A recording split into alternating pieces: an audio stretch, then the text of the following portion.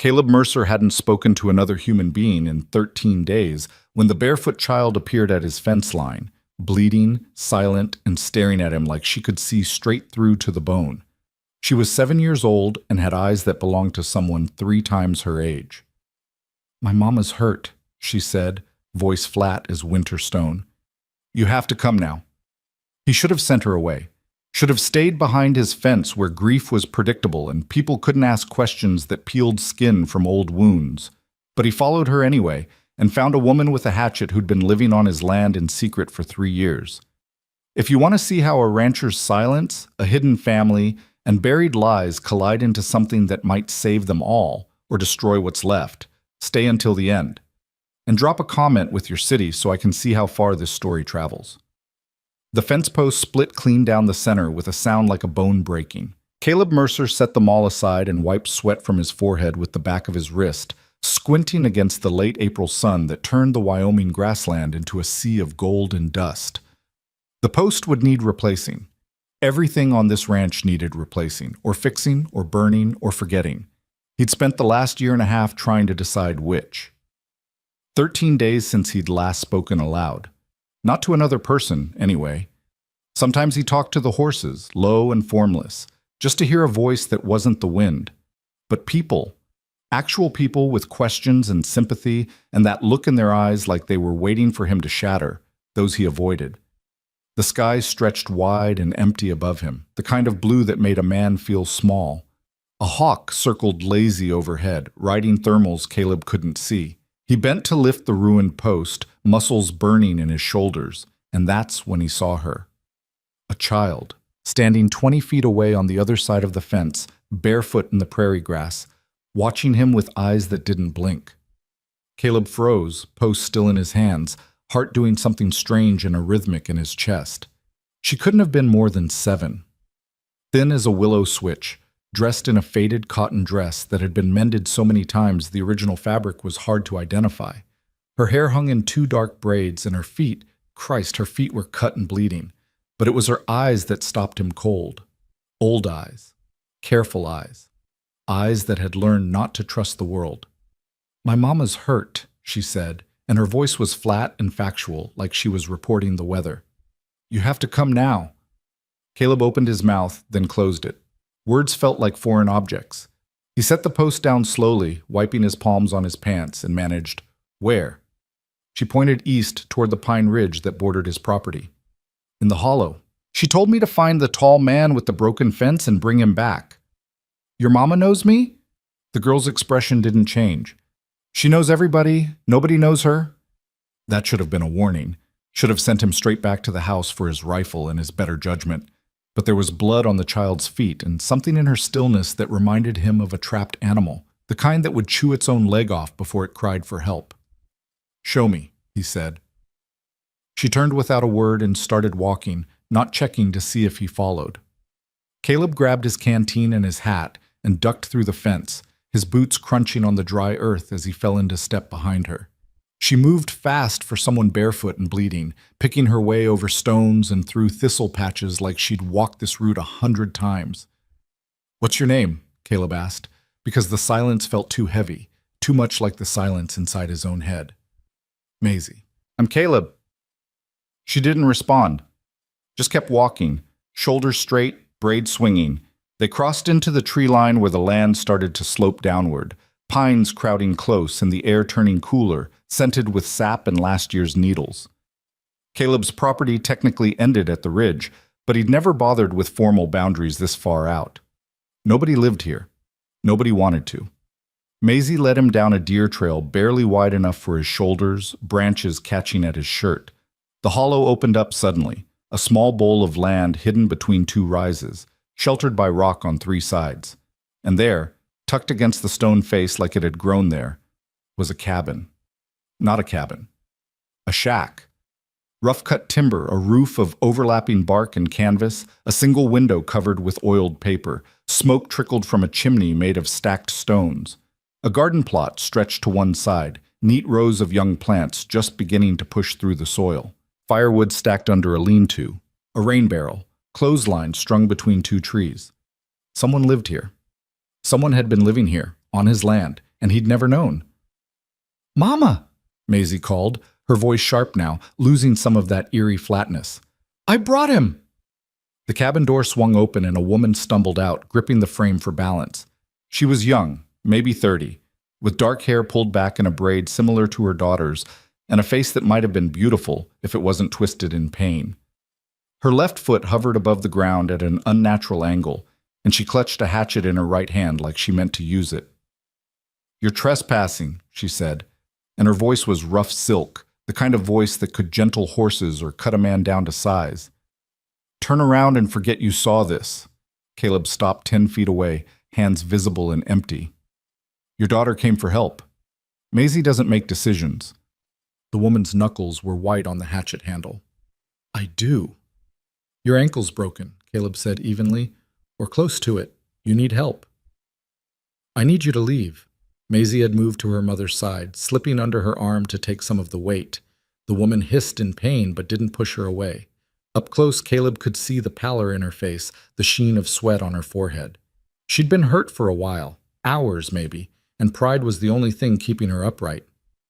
"I'm not going to hurt you," Caleb said quietly, "and I'm not going to tell anyone you're here, but if you don't let me look at that ankle, you're going to do permanent damage." The woman stared at him, weighing something he couldn't see. Her eyes were the same color as her daughter's, dark gray, like storm clouds, and just as hard to read. "Why?" she asked finally. "Why what? Why help? You don't know me." Caleb thought about that. Thought about 13 days of silence and a year and a half of grief, and the way his own reflection had started to look like a stranger. "Because your daughter asked," he said, "and because I'm here." Something shifted in the woman's face. Not trust, not yet, but maybe a crack in the armor. She lowered the hatchet slowly, transferring it to her left hand, and said, "If you try anything, I won't." She nodded once, sharp and businesslike, and let Maisie guide her back inside. The cabin's interior was dim and smoky, lit by a single lantern and the fire in the stone hearth. One room. A rope bed in the corner with quilts folded neatly at the foot. A table made from split logs. Shelves lined with jars, preserves, dried herbs, things Caleb couldn't identify. Books. A surprising number of books stacked and treasured. The space smelled like wood smoke and yarrow and something medicinal he couldn't place. The woman lowered herself onto a stool near the fire, breathing hard. Maisie hovered close, eyes fixed on Caleb like she was memorizing him in case she needed to identify him later. "I'm Lena," the woman said, and it sounded like a confession. Lena Hart. The name hit Caleb like a fist. He knew that name. Everyone in Bentley Creek knew that name, or thought they did. Lena Hart, the woman who'd killed her husband 3 years ago. Lena Hart, the widow who'd vanished before anyone could make her pay for it. She saw the recognition in his face and smiled bitterly. "So you've heard." "I've heard stories," Caleb said carefully. "Don't mean they're true." "They're not." Lena's jaw tightened, but that doesn't stop people from believing them. Caleb crouched in front of her, keeping his movement slow and predictable. "Can I look at your ankle?" She hesitated, then nodded. He unlaced her boot, worn leather, patched in 3 places, and eased it off as gently as he could.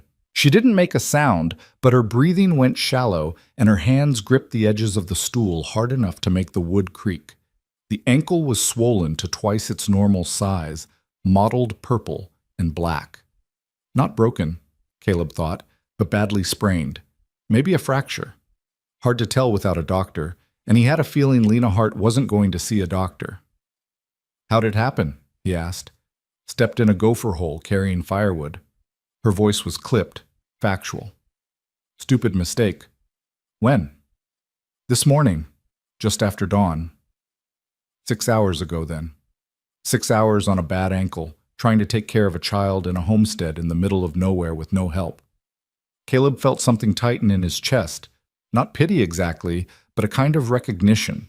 The stubborn, grinding determination to survive even when survival felt like the hardest thing in the world. "I need to set it," he said, "and wrap it tight. You got any cloth?" Lena gestured to a basket near the bed. Maisie moved before Caleb could, pulling out strips of clean linen and bringing them over without a word. The girl was too quiet, too efficient, like she'd been trained to anticipate needs before they were spoken. "This is going to hurt," Caleb warned. "Everything hurts," Lena said flatly. "Get on with it." He worked quickly, feeling for the joint, testing the range of motion. Lena's breath hissed between her teeth, but she didn't pull away, didn't flinch. Maisie stood at her shoulder, one small hand resting on her mother's back, steady as stone. Caleb wrapped the ankle in a figure-8 pattern, tight enough to stabilize without cutting off circulation. His hands remembered the motions from 100 injuries on the ranch, horses, and cattle, and his own damn clumsiness. When he finished, he sat back on his heels and said, "You need to stay off it for at least a week. 2 would be better." Lena laughed, short and sharp. "Can't do that." "You don't have a choice." "There's always a choice." She met his eyes, defiant. "I have firewood to split and a garden to tend and a child to feed. Sitting around waiting to heal is a luxury I can't afford." Caleb stood, brushing dirt from his knees. "Then let me help." Silence dropped like a hammer. Lena stared at him, and Maisie stared at him, and for a long moment the only sound was the fire crackling in the hearth. "Why?" Lena asked again, and this time there was something raw in her voice, something that sounded like hope being strangled before it could take root. Caleb thought about all the reasons he shouldn't, thought about the stories, the gossip, the way the whole town would look at him if they knew, thought about his own silence, his own carefully constructed walls, and the way this woman and her daughter had somehow walked right through them just by existing. "Because you need it," he said simply. "And because I can." Lena searched his face for a long time. Then, slowly, she nodded. "1 week? You helping me get back on my feet? Then you forget this place exists." "Deal." "I mean it, Caleb Mercer." Her eyes were hard again, but there was something else underneath, something that looked like fear. "You tell anyone we're here, you bring anyone back with you, and we disappear. You'll never find us again." "Understood." She held his gaze a moment longer, then looked away, exhausted. "Maisie, show him where the firewood is." The girl nodded and slipped outside. Caleb followed, pausing at the door. "You got food?" "Enough." "I'll bring more tomorrow." "You don't have to." "I know." He settled his hat on his head and stepped into the fading light. "But I will anyway." The walk back to his ranch felt longer than the walk out. Caleb's mind turned over the encounter like a puzzle with missing pieces. Lena Hart. The woman everyone said had killed her husband and run. The woman who'd been living in a hidden hollow on his land for 3 years, raising a daughter in silence and shadows. He thought about the way she'd held that hatchet, the way Maisie moved, too quiet, too watchful. The books on the shelves and the neat rows in the garden and the careful, desperate pride in Lena's voice when she said she didn't need help. People didn't live like that unless they were running from something, or someone. By the time Caleb reached his own house, a solid 2-story structure his grandfather had built, now too big and too empty, the sun was setting, painting the sky in shades of copper and rust. He paused on the porch, looking back toward the Pine Ridge. He should leave it alone, should keep his head down in his distance and let Lena Hart handle her own troubles. That was the smart thing, the safe thing.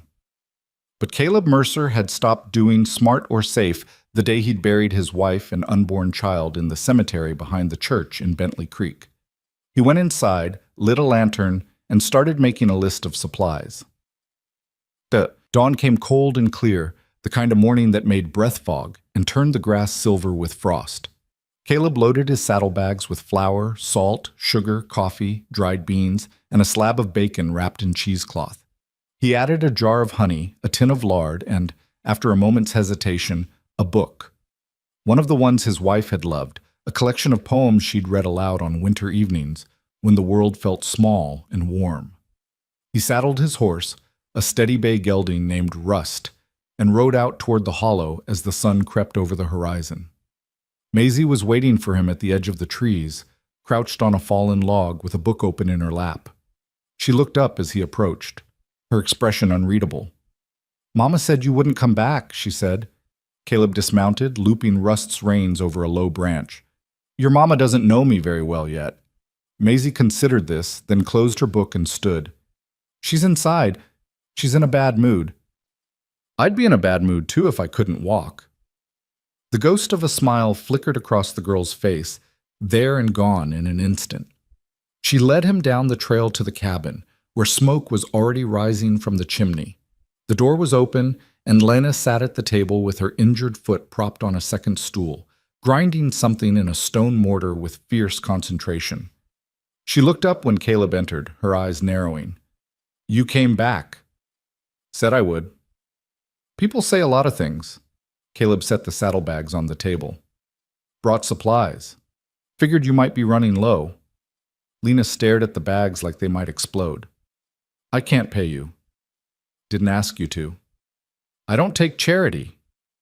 It's not charity, it's neighborly. Caleb met her gaze steadily. And before you say we're not neighbors, you've been living on my land for 3 years. That makes us something. Her mouth tightened, but she didn't argue. Instead, she returned to grinding whatever was in the mortar. Willow bark, Caleb realized, recognizing the smell. For pain. Maisie, show him the woodpile, Lena said without looking up. The girl obeyed, leading Caleb around the side of the cabin to where a tangle of fallen branches and unsplit logs lay in a heap. An axe leaned against the woodshed, its blade nicked and dull. Your mama been splitting all this herself? Caleb asked. Maisie nodded. She says I'm not big enough yet, but I can stack. That's good work, stacking. Caleb picked up the axe, testing its weight. Important work. They fell into an easy rhythm, Caleb splitting, Maisie stacking. The girl worked without complaint, her small hands arranging the wood with a precision that spoke of practice. She didn't talk, but she hummed sometimes, low and tuneless, like she wasn't even aware she was doing it. After an hour, Caleb had worked through most of the pile. Sweat soaked his shirt despite the cool air, and his shoulders burned in a way that felt good, purposeful. He set the axe aside and stretched, rolling his neck. You hungry? He asked Maisie. She looked toward the cabin, uncertain. Mama doesn't like to eat until afternoon, says it stretches the food. Something cold settled in Caleb's gut. When'd you eat last? Maisie shrugged. Yesterday. Supper. Caleb walked back to the cabin without a word.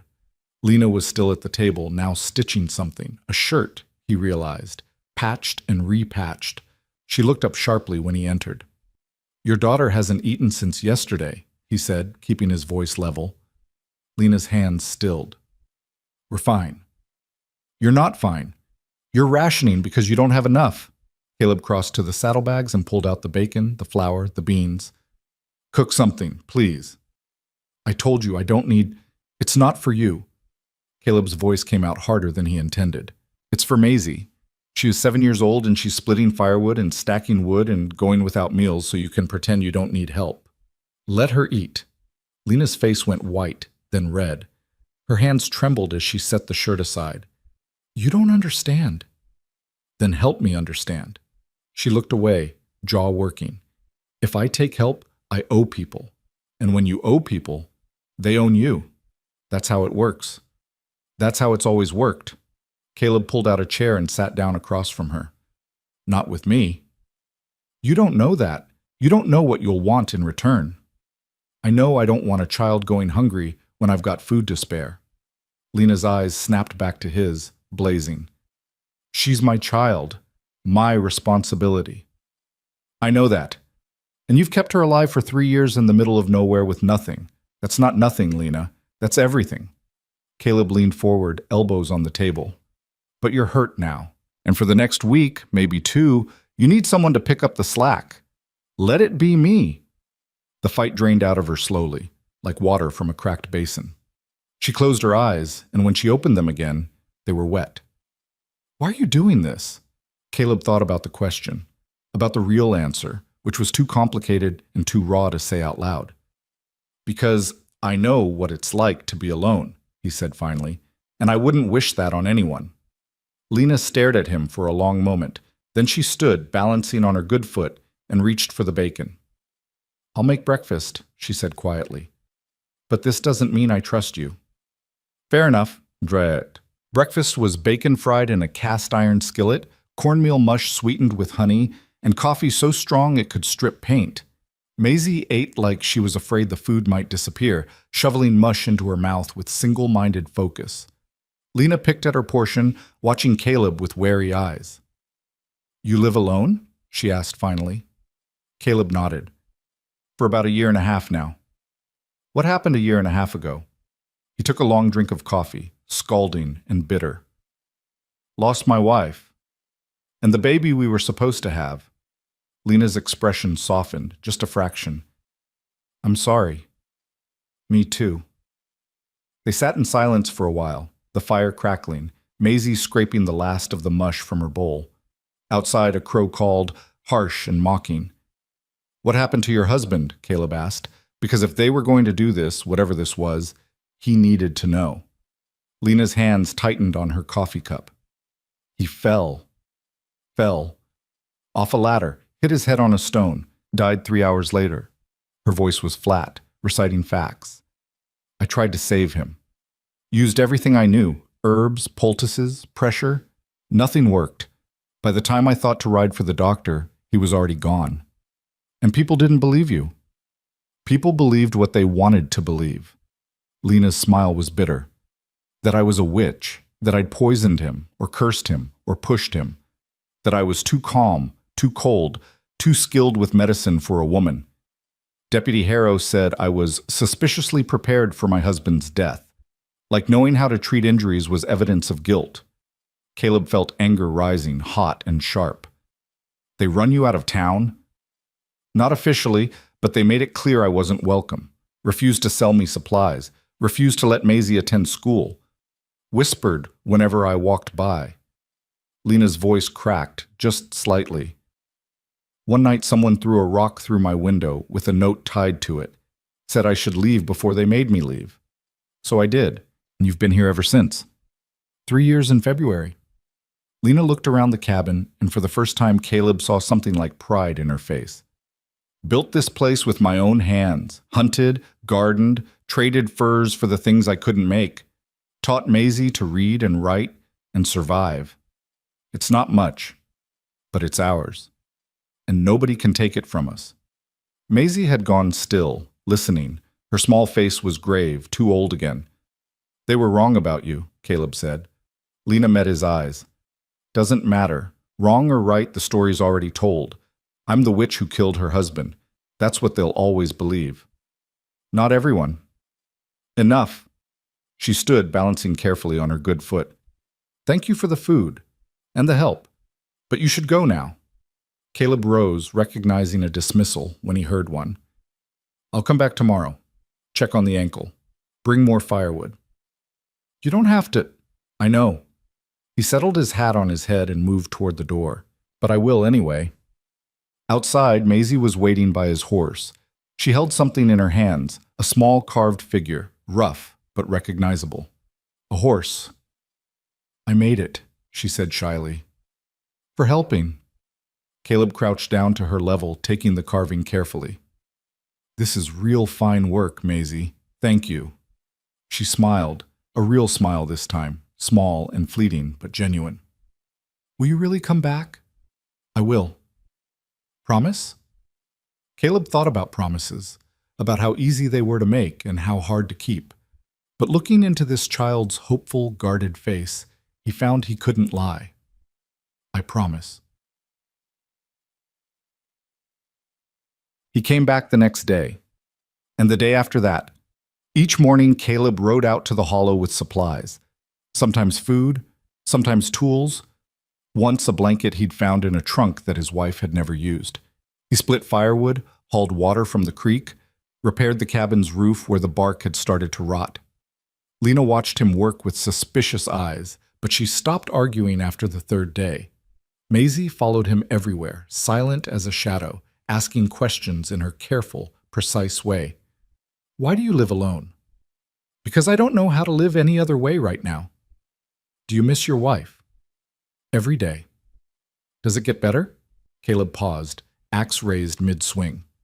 "I don't know yet. Ask me again in a year." Lena's ankle healed slowly. By the end of the 1st week, she could put weight on it without wincing. By the end of the 2nd, She was walking short distances, leaning on a crutch Caleb had fashioned from a sturdy branch. She still wouldn't leave the hollow, still watched the tree line like she expected an army to come pouring through. On the 14th day, Caleb brought books. 3 of them, picked from his wife's collection: poetry, a novel about the sea, and a thick volume on medicinal plants. Lena's hand shook when she took them. "I can't. You can read them and give them back when you're done," Caleb said. "That's what books are for." That night he stayed for supper. Rabbit stew, thick with wild onions and the first tender greens from the garden. They ate at the rough-hewn table, and for the first time the silence felt comfortable instead of fraught. "Tell me about your wife," Lena said suddenly. Caleb looked up, surprised. "Why?" "Because you've seen where I live and why I'm hiding. Seems fair you tell me something true, too." He thought about refusing. But there was something in Lena's face, an understanding maybe, or just a willingness to sit with pain without trying to fix it, that made him want to talk. "Her name was Sarah," he said. "We met at a church social. She laughed at one of my jokes. Terrible joke, something about a horse and a preacher, and I was done for." He smiled at the memory. "We got married 6 months later. She wanted a big family, lots of kids, noise, life. We tried for 2 years before she finally got pregnant." "What happened?" Lena asked softly. "Fever. Came on sudden in her 8th month. The baby came too early and—" Caleb's voice caught. He took a breath, steadied himself. Neither of them made it through the night. Maisie had stopped eating, her eyes wide and solemn. Lena reached across the table and covered Caleb's hand with hers, just for a moment. Her skin was rough, calloused, warm. "I'm sorry," she said, and he believed her. They finished the meal in silence. After, Caleb helped wash the dishes in a basin of heated water, Maisie drying with a scrap of cloth. It was domestic and strange, and something Caleb hadn't realized he'd missed. As he was leaving, Lena caught his arm at the door. "Thank you," she said, "for all of it, for not asking more than I can give." Caleb looked down at her hand on his sleeve, small and strong. "You've given plenty." She let go, stepping back. "Tomorrow?" "Tomorrow," he agreed. And he meant it. The pattern held for another week. Caleb arrived at dawn, worked until the sun climbed high, shared a meal, and left before the shadows grew long. He learned the rhythm of the hollow, the way morning light filtered through the pines, the particular creak of the cabin door, the sound of Maisie's bare feet on the packed earth floor. He learned that Lena took her coffee black and bitter, that she hummed while she worked in the garden, that she kept a knife within reach even when she was stirring soup. He learned that trust, for Lena Hart, was measured in inches. On the 21st day, everything changed. Caleb was repairing the rain barrel. The seams had started to leak, wasting precious water, when he heard hoofbeats, distant at first, then closer. Multiple horses moving at a steady trot through terrain that shouldn't have had a trail. Lena heard them too. She straightened from the garden where she'd been pulling weeds, her face going pale. "Inside," she said to Maisie, her voice sharp and low. "Now, under the bed, quiet as stone." Maisie didn't argue. She dropped the book she'd been reading and disappeared into the cabin like smoke. Lena crossed to where Caleb stood, moving fast despite the limp she still couldn't quite hide. "You need to leave, right now. Go out the back through the creek bed. They can't know you were here." "Who's coming?" "I don't know, but nobody comes to this hollow by accident." Her hands were shaking as she grabbed his arm. "Please, Caleb, if they find you here with me, it'll make things worse." He should have listened, should have done exactly what she asked, but the fear in her eyes, raw and animal, made him dig his heels in. "I'm not leaving you alone with strangers. It's not your fight. Maybe it should be." The hoofbeats grew louder. Lena made a frustrated sound low in her throat and released him, limping back toward the cabin. She emerged a moment later with the hatchet in one hand and something else in the other, a small pistol, old but well-maintained. "If this goes wrong," she said quietly, "take Maisie and run. Don't look back. Don't try to be a hero." Before Caleb could respond, 3 riders broke through the tree line. The man in front was mid-40s, built heavy and solid, with a marshal's star pinned to his vest and a face that looked like it had been carved from granite with a dull chisel. Deputy Frank Harrow. Caleb knew him by reputation. A lawman who'd held his position in Bentley Creek for 15 years through a combination of loyalty to the mayor and a willingness to look the other way when it suited the town's interests. Behind him rode two others, a thin, nervous-looking merchant named Porter who ran the general store, and Mayor Carson himself, a prosperous man with soft hands and a smile that never reached his eyes. Harrow reined in his horse 20 feet from the cabin, his gaze sweeping the clearing with practiced efficiency. When his eyes landed on Lena, his mouth curved into something that wasn't quite a smile. "Well now," he said, his voice carrying easy across the distance. "Lena Hart. Been a long time." Lena stood her ground, the hatchet held loose at her side. "Not long enough. Heard rumors someone was squatting on Mercer land. Didn't think it'd be you." Harrow's gaze shifted to Caleb, assessing. "Morning, Mercer. You know you got trespassers on your property?" Caleb moved to stand beside Lena, deliberately casual. "She's not trespassing. She's got my permission to be here." Harrow's eyebrows rose. "That's so? How long's she had this permission?" "Long enough." "Interesting, because Porter here says he saw smoke coming from this hollow 3 years back. Says he reported it to me and I told him it was probably hunters." Harrow's smile widened. "You've been giving her permission for 3 years, Mercer?" Caleb felt the trap closing but kept his voice steady. "My land, my business." Mayor Carson urged his horse forward, his expression all false concern. "Mr. Mercer, I don't think you understand the situation. This woman is wanted for questioning in the death of her husband. She fled before the investigation could be properly concluded." "There was no investigation," Lena said, her voice cutting. "There was gossip and accusation, and a deputy who decided I was guilty before my husband was cold in the ground." "You ran," Harrow pointed out. "Innocent people don't run." "Innocent people run when guilty people hold the power." The deputy's jaw tightened. "You got a mouth on you, Lena. Always did. That's what got you in trouble the first time." "What got me in trouble was healing people for free, and knowing too much medicine for a woman." Lena's grip on the hatchet shifted, subtle but deliberate. "What got me in trouble was refusing to pretend I didn't see what I saw." Something flickered across Harrow's face, there and gone too fast to name. "What's that supposed to mean?" "You know exactly what it means." Porter cleared his throat nervously. "Deputy, maybe we should just—" "Shut up, Porter." Harrow dismounted, his hand resting on the gun at his hip, not drawing it, but making the threat clear. "Mrs. Hart, I'm going to need you to come back to town with me. Answer some questions. Clear this whole mess up proper-like." "I'm not going anywhere with you." "It wasn't a request." Caleb stepped forward, placing himself between Harrow and Lena. "She says she's not going. You got a warrant?" "Don't need a warrant for questioning." "You do if she's refusing to cooperate voluntarily." Caleb kept his voice level, reasonable. "You want to haul her in? You better have legal grounds. Otherwise, this is harassment." Mayor Carson spoke up, his tone oily with false sympathy. "Mr. Mercer, we appreciate your hospitality to Mrs. Hart, but surely you can see this is a matter for the law to handle. And there's the question of the child." Lena went rigid. "Don't you dare." "The child has been living in the wilderness for 3 years," Carson continued, as if she hadn't spoken. "No education, no proper supervision.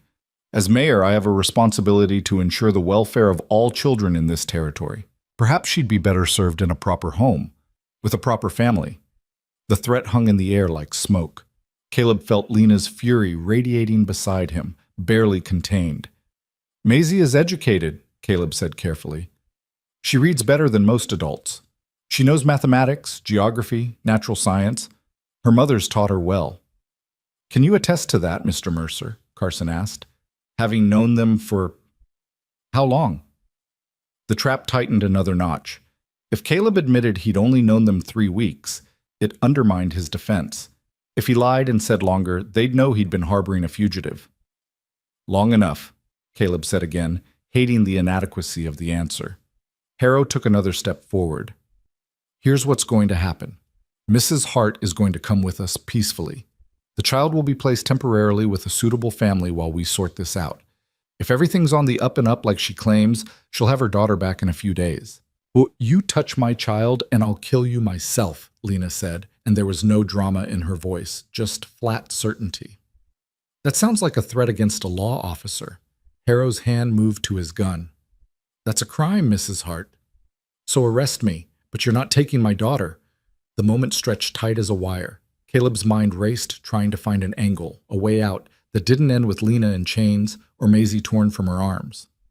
Porter looked like he wanted to be anywhere else, his eyes darting between the cabin and the horses. Mayor Carson watched with the expression of a man who'd already decided how this story would end.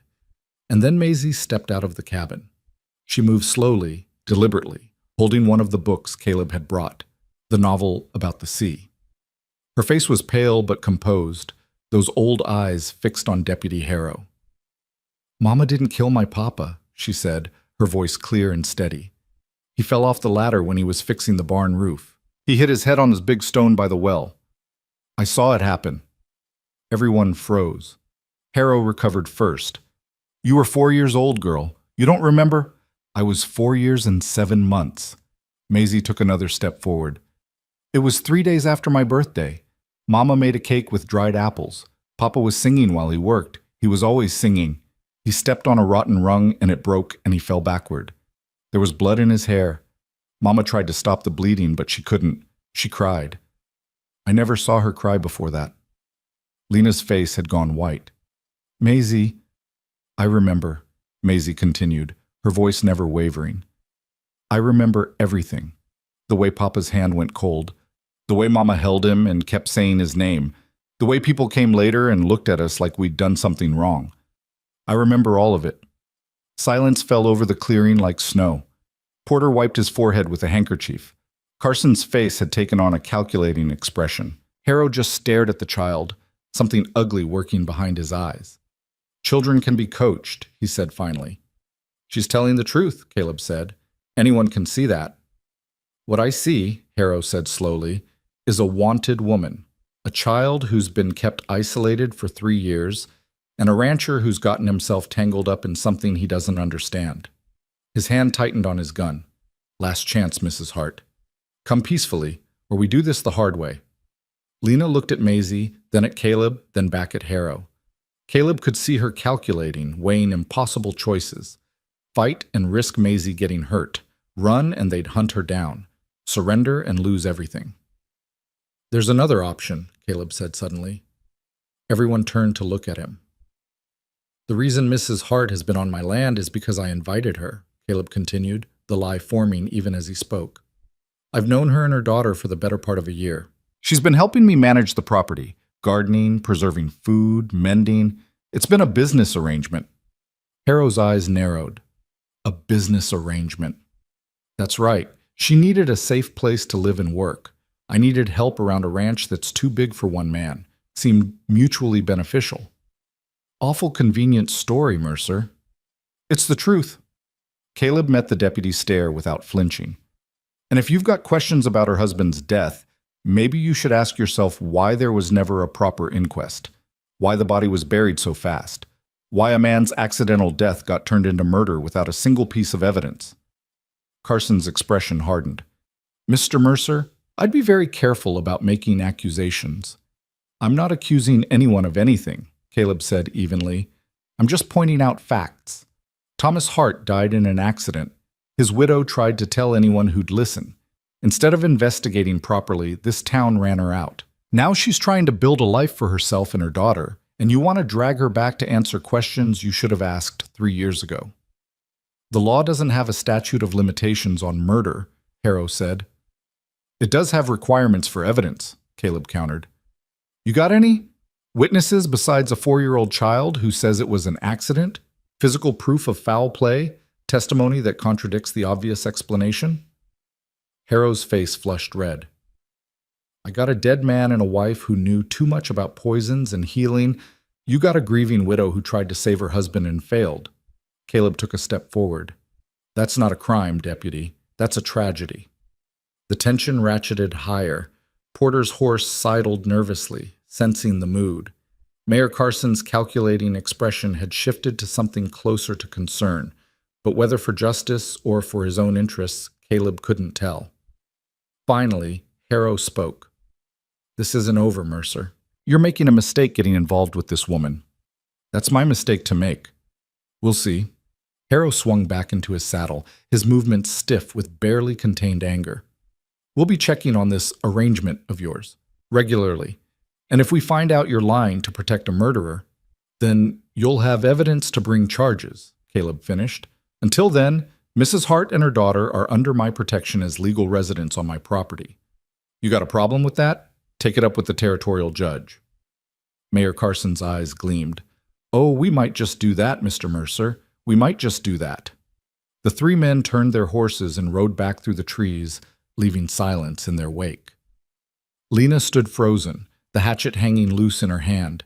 Maisie moved to her side, slipping under her arm, and Lena clutched her daughter close with a fierceness that looked painful.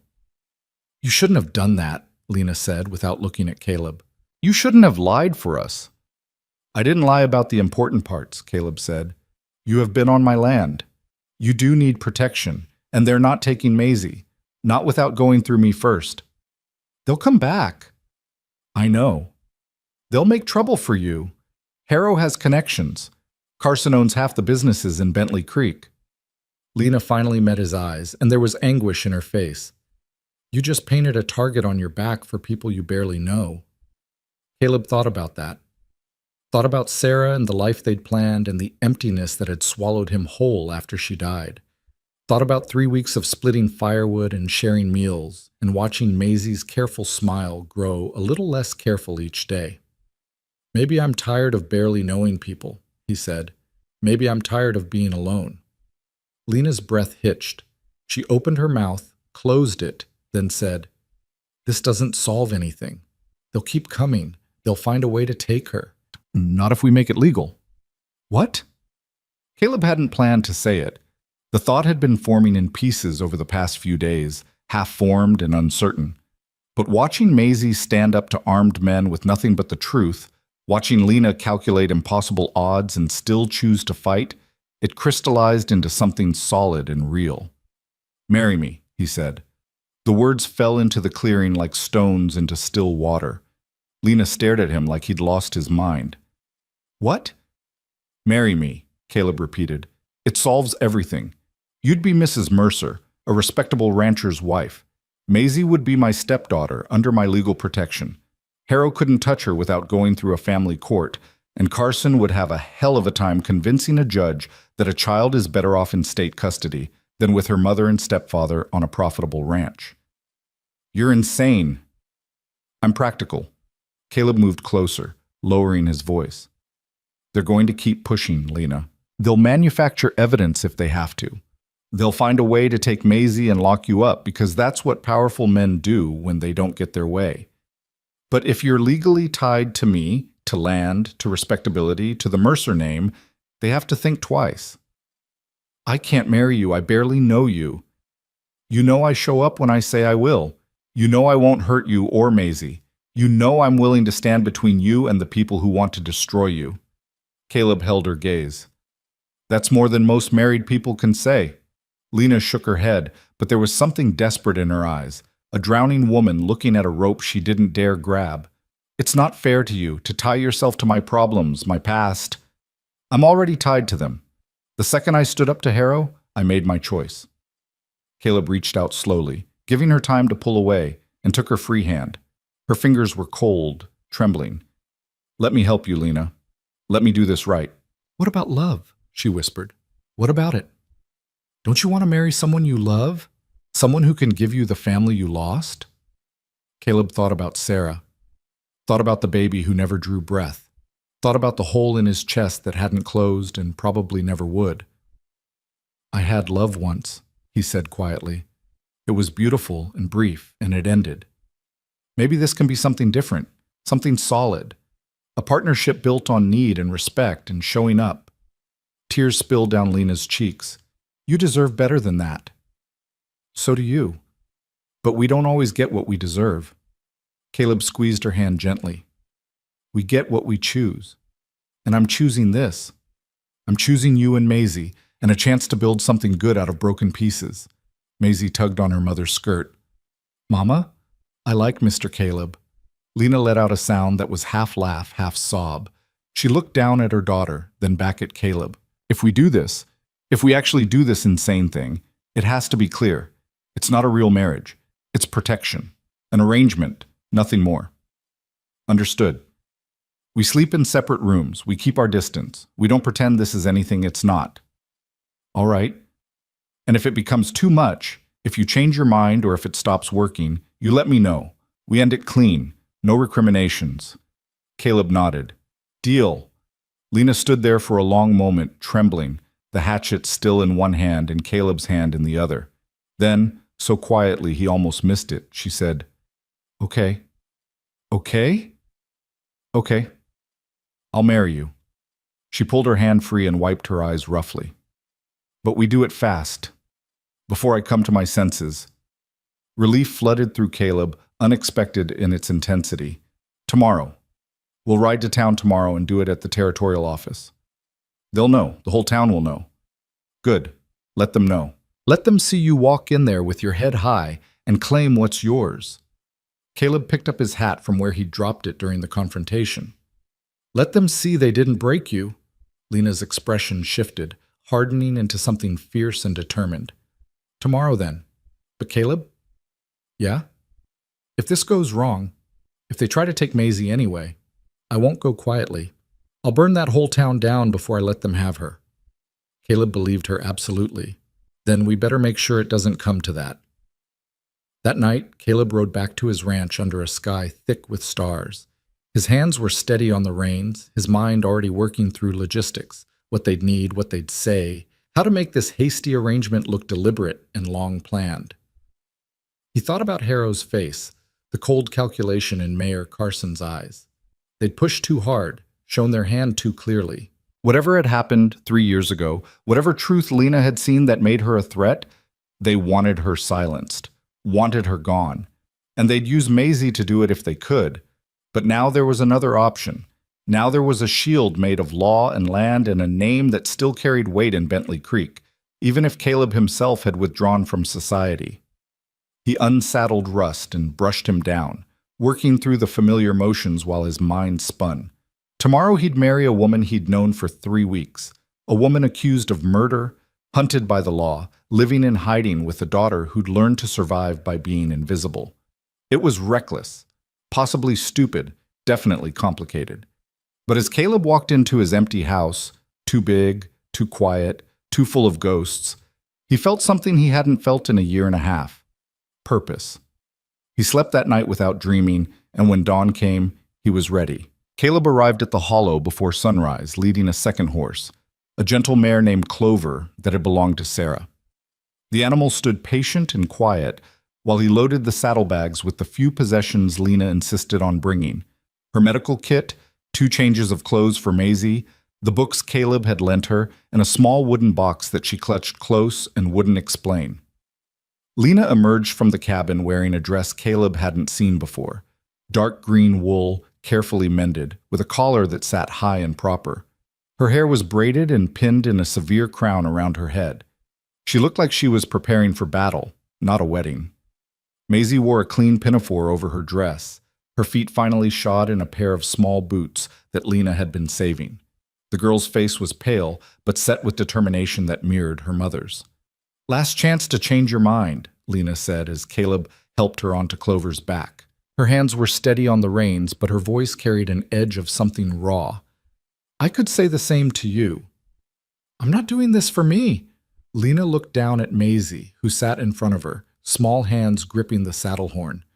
"I'm doing this because it's the only way to keep her safe." "I know." Caleb swung onto Rust's back. "That doesn't make it wrong." They rode in silence through the pine forest, following trails that Caleb knew by heart and Lena had clearly memorized from 3 years of cautious observation. The morning was cool and sharp, the sky lightening from black to deep blue to the pale gold of early sun. Birds called from the branches overhead, and somewhere in the distance a coyote sang its last song before retreating to wherever coyotes went when the world turned bright. As they emerged from the tree line onto the main road to Bentley Creek, Lena stiffened in her saddle. Caleb glanced over and saw her jaw clenched tight, her eyes fixed straight ahead like she was riding toward a gallows. "We can turn back," he said quietly. "Find another way." "There is no other way." Lena's voice was flat. You know it as well as I do. They'll keep coming until they get what they want. This is the only move we have left. Maisie twisted to look up at her mother. Are you scared, Mama? Lena's expression softened just slightly. Yes, sweetheart, I am.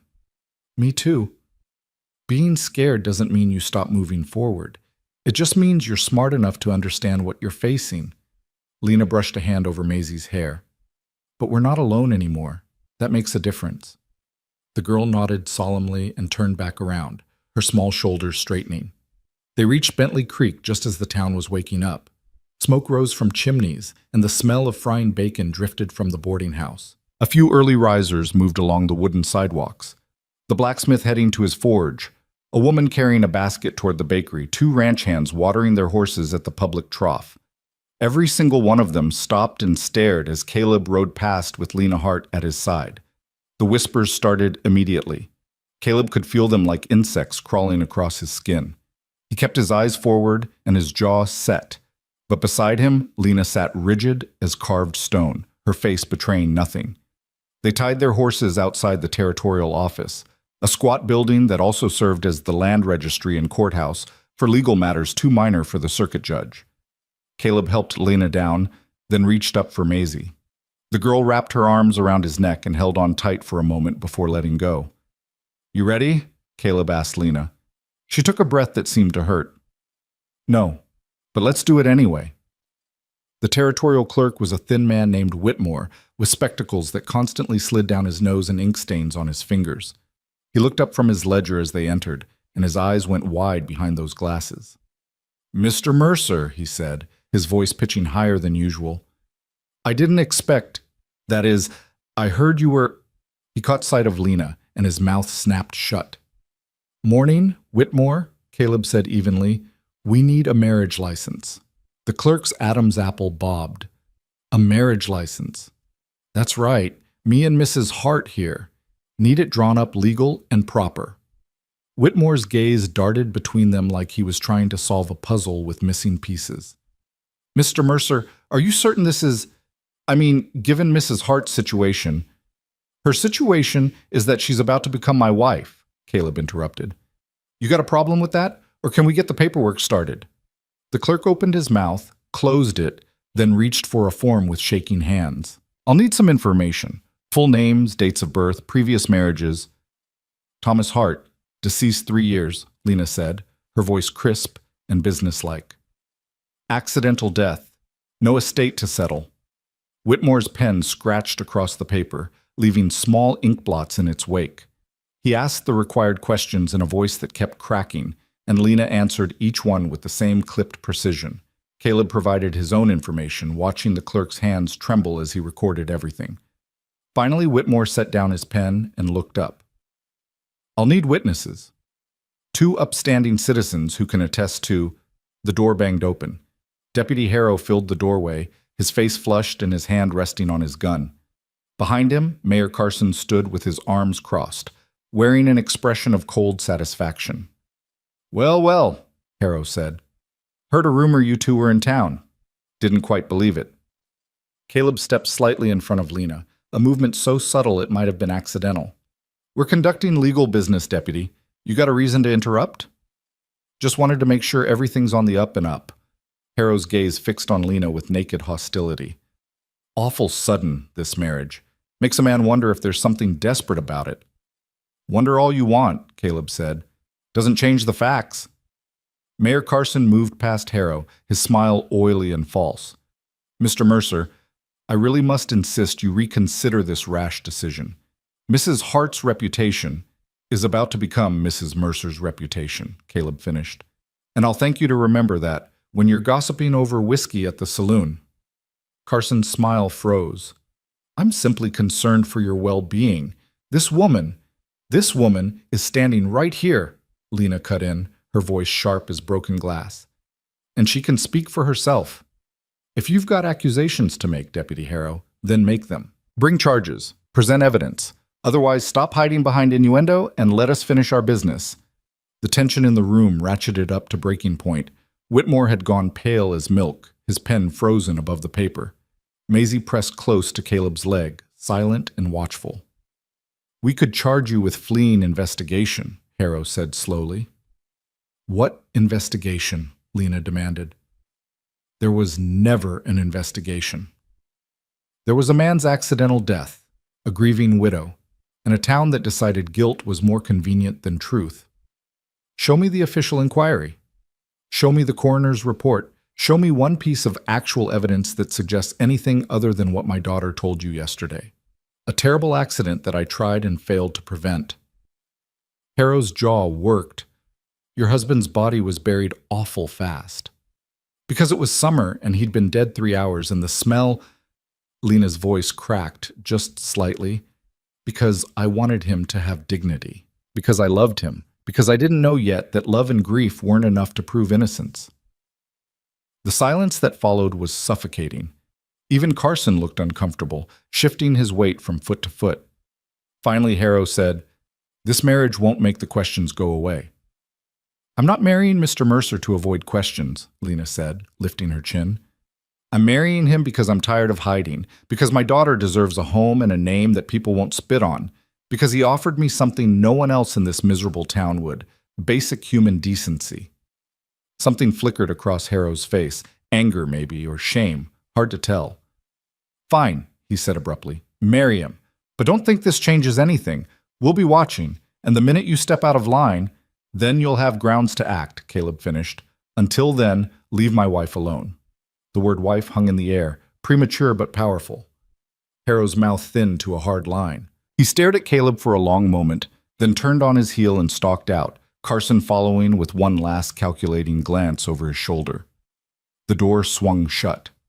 Whitmore let out a breath that sounded like a dying wheeze. "I need witnesses," he said weakly. "I'll witness." Everyone turned. A woman stood in the doorway that led to the back offices, middle-aged, with steel-gray hair and a dress that spoke of prosperity but not ostentation. Her face was lined with years and hard decisions, and her eyes held a shrewdness that made Caleb think she didn't miss much. "Mrs. Fletcher," Whitmore said, clearly surprised. "I didn't know you were—" "I had business with the land registry." Margaret Fletcher stepped fully into the room, her gaze sweeping over Lena with an assessment that felt more curious than hostile. "And I couldn't help but overhear. If Mr. Mercer and Mrs. Hart need a witness, I'm willing to serve." Lena stared at the woman like she'd grown a second head. "You don't even know me." "I know enough. I know Harrow's been looking for an excuse to flex his authority since the mayor gave him that shiny new badge. I know Carson's more interested in appearances than justice. And I know a woman who's been backed into a corner when I see one." Mrs. Fletcher moved to the desk, pulling off her gloves with brisk efficiency. "Besides, I knew your husband, Mrs. Hart. Thomas Hart was a good man, clumsy as hell but good. And he talked about you like you hung the moon. I never believed for a second you hurt him." Tears welled in Lena's eyes. She blinked them back furiously, her voice rough when she spoke. "Thank you." Mrs. Fletcher nodded once. "Now, where do I sign?" "We still need a second witness," Whitmore said, wringing his hands. "I'll stand witness." Another voice from the doorway. This time it was a younger woman, maybe 25, with dark curls escaping from beneath her bonnet and a baby balanced on her hip. She looked nervous but determined, her chin set at a stubborn angle. "Mrs. Chen," Whitmore said, sounding increasingly bewildered. "Are you certain?" "Very certain." The woman, Mrs. Chen, shifted the baby to her other hip and met Lena's eyes directly. "You helped me 3 years ago when I was sick and nobody else would come near. You brought medicine and sat with me all night when the fever was worst. You wouldn't take a penny for it. I never forgot that." Lena's hand went to her mouth. "Annie?" "Annie Chen now. Got married last year." The woman smiled, small but genuine. "I heard what they did to you after Thomas died. Heard how they ran you off. It wasn't right then, and it's not right now. If you need someone to stand up and say you're a good person, I'll say it." "I appreciate that," Lena managed, "but this could cause you trouble. Let it." Annie's expression hardened. "I'm tired of watching good people get punished for being different, or knowing too much, or just existing wrong in someone else's eyes. Sign me up, Mr. Whitmore. I'll witness this marriage, and I'll tell anyone who asks that I did it gladly." Whitmore looked like he wanted to sink through the floor, but he gestured weakly at the document. Then we can proceed. Mr. Mercer, Mrs. Hart, please approach the desk. The ceremony, such as it was, took less than 10 minutes. Whitmore read from a printed card in a monotone voice, stumbling over words and pausing every few seconds to push his spectacles up his nose. Caleb answered, "I do," when prompted, his voice steady. Lena's voice shook slightly on her own vow, but she got the words out clear enough. There were no rings, no flowers, no music or celebration or anything that made it feel like the weddings Caleb had attended as a younger man. Just signatures on paper, witnessed and stamped, legally binding two strangers together in an arrangement built on desperation and defiance. When Whitmore pronounced them married, Caleb turned to Lena and saw something fragile and breaking in her eyes. He took her hand, carefully, giving her every chance to pull away, and squeezed it once. A promise. Or maybe just acknowledgement that they'd crossed a line together and there was no going back. Lena squeezed back, brief and fierce, then released him. Mrs. Fletcher signed the witness line with a flourish. Annie Chen added her signature below it, then leaned over to whisper something in Lena's ear that made her blink hard against fresh tears. "Congratulations, Mr. and Mrs. Mercer," Whitmore said faintly, handing Caleb the stamped certificate like it might explode. "The marriage is legally recognized as of this moment." Caleb folded the document and tucked it carefully into his vest pocket. "Appreciate your time, Whitmore." Outside, the morning had turned bright and sharp, sunlight glinting off the windows of buildings up and down the main street. A small crowd had gathered, not a mob exactly, but enough people to make it clear that word had spread fast. They stood in clusters, watching with expressions that ranged from curiosity to hostility to something that might have been satisfaction in seeing the mighty brought low. Caleb helped Lena onto Clover's back, then lifted Maisie up. The girl was trembling, her small face pinched with fear. "It's all right," Caleb murmured. "We're leaving now." "They're staring," Maisie whispered. "Let them stare. They'll get bored eventually." But as Caleb moved to Mount Rust, a voice called out from the crowd, "Murderer!" Lena went rigid. Caleb's hand froze on the saddle horn. "You got some nerve showing your face here," another voice added. "Parading around like you got a right." "She's got every right." Mrs. Fletcher's voice cut through the muttering like a knife. She stood on the sidewalk with her arms crossed, radiating an authority that came from years of running the largest boarding house in town and not taking sass from anyone. "She's a married woman now, Mrs. Caleb Mercer, and I'll thank you all to remember that before you start flinging accusations you can't back up." "Margaret, you can't seriously believe—" an older man started. "I believe Thomas Hart fell off a ladder and cracked his skull," Mrs. Fletcher said flatly. "I believe his widow tried to save him and couldn't. I believe this town decided she was guilty because it was easier than admitting accidents happen. And I believe if any of you have actual evidence to the contrary, you should present it to the law instead of standing around like chickens pecking at anything that moves." The crowd shifted uncomfortably. A few people drifted away, suddenly interested in other business. Annie Chen stepped forward as well, the baby on her hip making small cooing sounds. "Mrs. Mercer saved my life 3 years ago. Saved my baby too, probably, since I was carrying her when the fever hit. Anyone who wants to call her a murderer can explain to me how a murderer sits up all night with a stranger, bringing down a fever and asking nothing in return." More people melted away, but there were still hard faces in the crowd, still hostile eyes that promised this wasn't over. Mayor Carson emerged from the territorial office, Harrow at his heels. The mayor surveyed the scene with barely concealed displeasure, then raised his voice to address the crowd. "Everyone go about your business," he said, his tone sharp with authority. "There's nothing to see here except a man making a questionable decision about his personal life. If he wants to marry a woman of dubious character, that's his right, and his burden to bear." The insult was deliberate, calculated to sting. Caleb felt Lena flinch beside him. "My wife's character is unimpeachable," Caleb said, his voice carrying across the street. "And I'd advise you to remember that before you speak about her again, Mayor, a man's wife reflects on his honor. You insult her, you insult me." Carson's eyes narrowed. "Is that a threat, Mr. Mercer?" "It's a statement of fact. You taught me that yourself 5 years ago at the Stock Growers Association meeting. Said a man who doesn't defend his wife's name isn't worth the air he breathes. Caleb swung into Russ' saddle, meeting Carson's gaze with steady defiance. I took that lesson to heart. The mayor's face flushed dark red. He opened his mouth to respond, but Harrow put a hand on his arm, murmuring something too low to hear. Carson's jaw snapped shut, though his eyes promised retribution.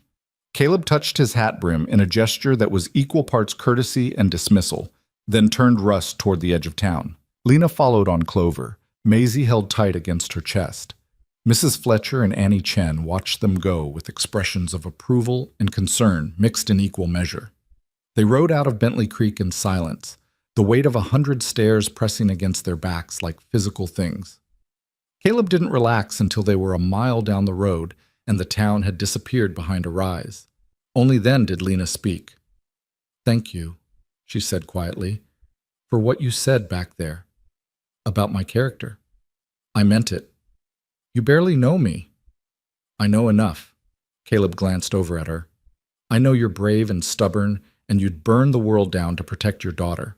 I know you've survived 3 years of hardship that would have broken most people. I know you're skilled and smart, and you deserve better than what this town gave you." Lena's throat worked. "Caleb, I also know," he continued, "that we just walked into a hornet's nest and kicked it hard. Carson's not going to let this go. Harrow's going to be looking for any excuse to cause trouble, and half the town thinks you're a witch who murdered her husband with dark magic. Is this supposed to be comforting?" "No, it's supposed to be honest." Caleb met her eyes. "We did what we had to do. Now we deal with the consequences. Together." The word together seemed to hang in the air between them, heavy with implications neither was ready to examine. They rode on in silence until Maisie spoke up, her voice small but clear. "Mama, what happens now?" Lena looked down at her daughter, brushing a hand over her hair. "Now we go home. To the ranch. To the house Mr. Caleb built. And we don't have to hide anymore?" "No, sweetheart. No more hiding." Maisie absorbed this, her face thoughtful. Then she asked, "Is Mr. Caleb my papa now?" The question landed like a stone in still water. Lena opened her mouth, clearly struggling for an answer. Caleb spoke before she could. "I'm your stepfather, Maisie. That's different from a papa. But it means I'm part of your family now. It means I'll protect you and your mama and make sure you have a home and food and everything you need. Is that all right with you?" Maisie considered this with the same serious deliberation she brought to everything. "Will you still bring books?" Despite everything, Caleb smiled. "As many as you want." "Then it's all right with me." Lena made a sound that might have been a laugh or a sob. She pulled Maisie closer, resting her chin on top of the girl's head, and they rode the rest of the way home in a silence that felt less like tension and more like exhausted relief. The ranch house came into view just as the sun reached its zenith, solid and weathered, 2 stories of timber and stone set against the sweep of grassland and sky. Smoke rose from the chimney where Caleb had banked the fire that morning. The barn stood off to one side, the corral empty except for a few chickens scratching in the dirt. Home. The word felt strange in Caleb's mind. This place had been a tomb for the last year and a half, a place to exist rather than live.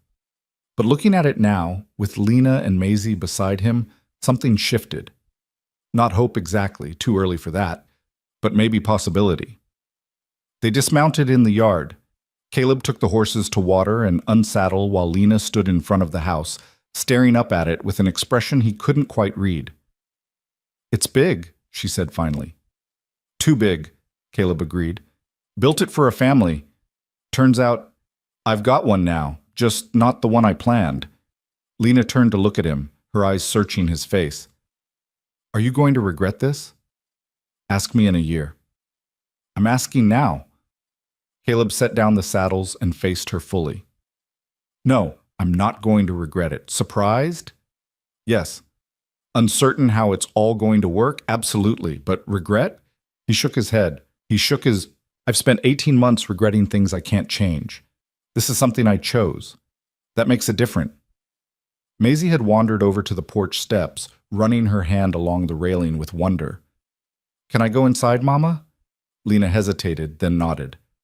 "Go ahead. Be respectful. It's not our house to—" She stopped, correcting herself. "It's our home now, Treat it well." The girl disappeared through the front door, and Caleb heard her small footsteps echoing on the wooden floors inside. "I don't know how to do this," Lena said abruptly. "I don't know how to be someone's wife again, especially not like this. Especially not when it's all built on survival," Caleb suggested.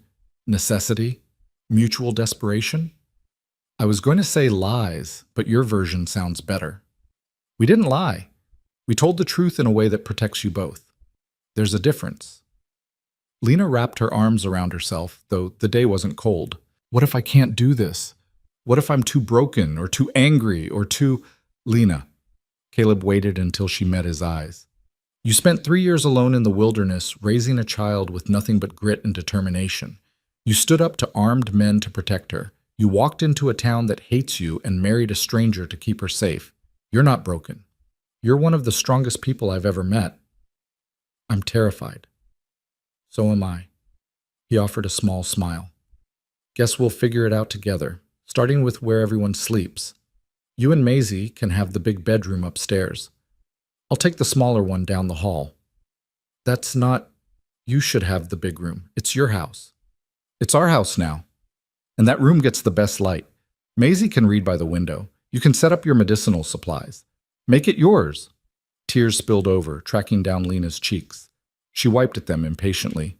"I don't cry. I haven't cried since Thomas died, and I can't seem to stop today, and I hate it." Caleb took a step closer, slow and careful.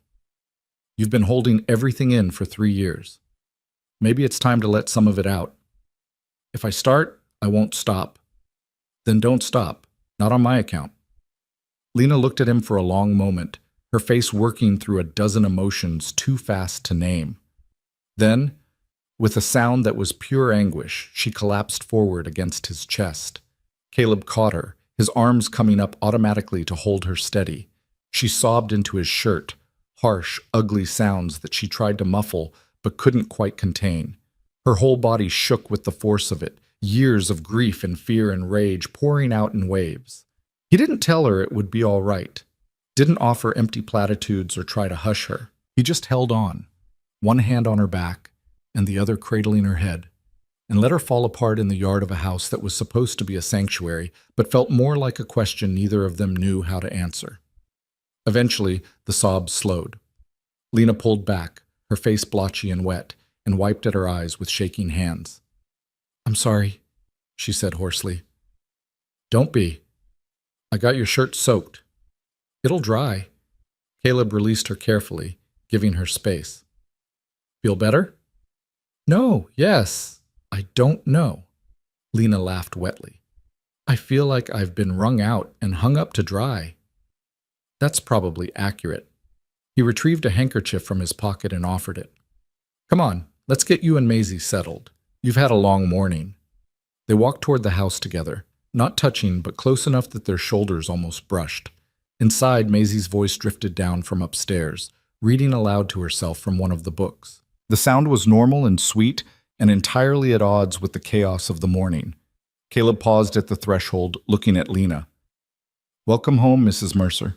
She met his eyes, and for the first time since he'd met her, she smiled. It was small and fragile and didn't reach her eyes, but it was real. "Thank you, Mr. Mercer," she said, "for everything." Then she walked inside, and Caleb followed, closing the door on the world outside and everything they'd left behind. The first week passed in careful orbits, each of them learning the shape of their new lives without colliding. Lena claimed the upstairs bedroom and transformed it methodically. Jars of herbs lined the windowsill, her few dresses hung on pegs, Maisie's small collection of treasures arranged on a shelf Caleb had built from scrap lumber. The girl slept on a pallet near her mother's bed, though Caleb had offered to build her a proper frame. "She has nightmares," Lena had said quietly. "Needs to know I'm close." Caleb didn't press. There were 100 questions he could have asked about what 3 years in the wilderness had done to a child, but he kept them locked behind his teeth. Some things revealed themselves in their own time. He kept to the smaller bedroom at the end of the hall, the one that had been meant for storage. It suited him, sparse and functional, just a bed and a trunk and a window that looked out toward the pine ridge where Lena's hollow lay hidden. Sometimes at night he'd stand at that window, watching the darkness, wondering if she did the same from her own room. They moved around each other with the politeness of strangers sharing a stagecoach. Please, and thank you, and excuse me. Caleb cooked breakfast because he woke earliest. Lena prepared supper because she insisted on contributing something. They ate together at the table that suddenly felt less empty, Maisie between them like a small bridge neither quite knew how to cross. On the fourth day, a rider came. Caleb was mending fence in the south pasture when he spotted the dust trail. He straightened, shading his eyes against the afternoon sun, and recognized the horse before the rider, a paint gelding that belonged to the territorial judge's clerk. His gut tightened. The rider pulled up at the fence line, a young man named Davies with a nervous disposition and ink-stained fingers. "Mr. Mercer, got a summons for you, and for Mrs. Mercer." Caleb took the envelope Davies held out, his hand steady despite the cold dread spreading through his chest. "What's this about?" "Custody hearing, 3 weeks from today. The mayor filed a petition on behalf of the territory claiming the minor child, Maisie Hart, is living in unsuitable conditions and should be removed to proper guardianship." Davies wouldn't meet his eyes. "I'm real sorry, Mr. Mercer. I'm just delivering the papers." "I understand. Thank you, Davies." The young man nodded and turned his horse, riding off like he couldn't get away fast enough. Caleb stood in the empty pasture, staring at the envelope in his hands. The paper felt heavy as lead. He found Lena in the garden behind the house, on her knees in the dirt, transplanting seedlings from the hollow. She looked up as he approached, and whatever she saw in his face made her go still. "What happened?" He handed her the summons without a word. Lena read it slowly, her lips moving slightly as she worked through the legal language. The color drained from her face in stages, leaving her gray as ash. "They're going to take her." Her voice came out flat and dead. "They're going to take my daughter, and there's nothing I can do to stop them." "That's not true." Caleb crouched beside her, dirt be damned. "We have 3 weeks to build a case, to show that Maisie's well cared for, that this marriage is legitimate, that there's no grounds for removal." "How?" Lena's hands crumpled the paper. "How do we prove legitimacy when everyone knows this marriage is exactly what they think it is? A desperate arrangement to avoid the law? We prove it by living it, by being a family, in fact, not just on paper." Caleb took the summons from her shaking hands and smoothed it out. "We need witnesses who'll testify that Maisie's thriving. We need to show she's being educated, fed, clothed properly. We need to demonstrate that our household is stable and appropriate.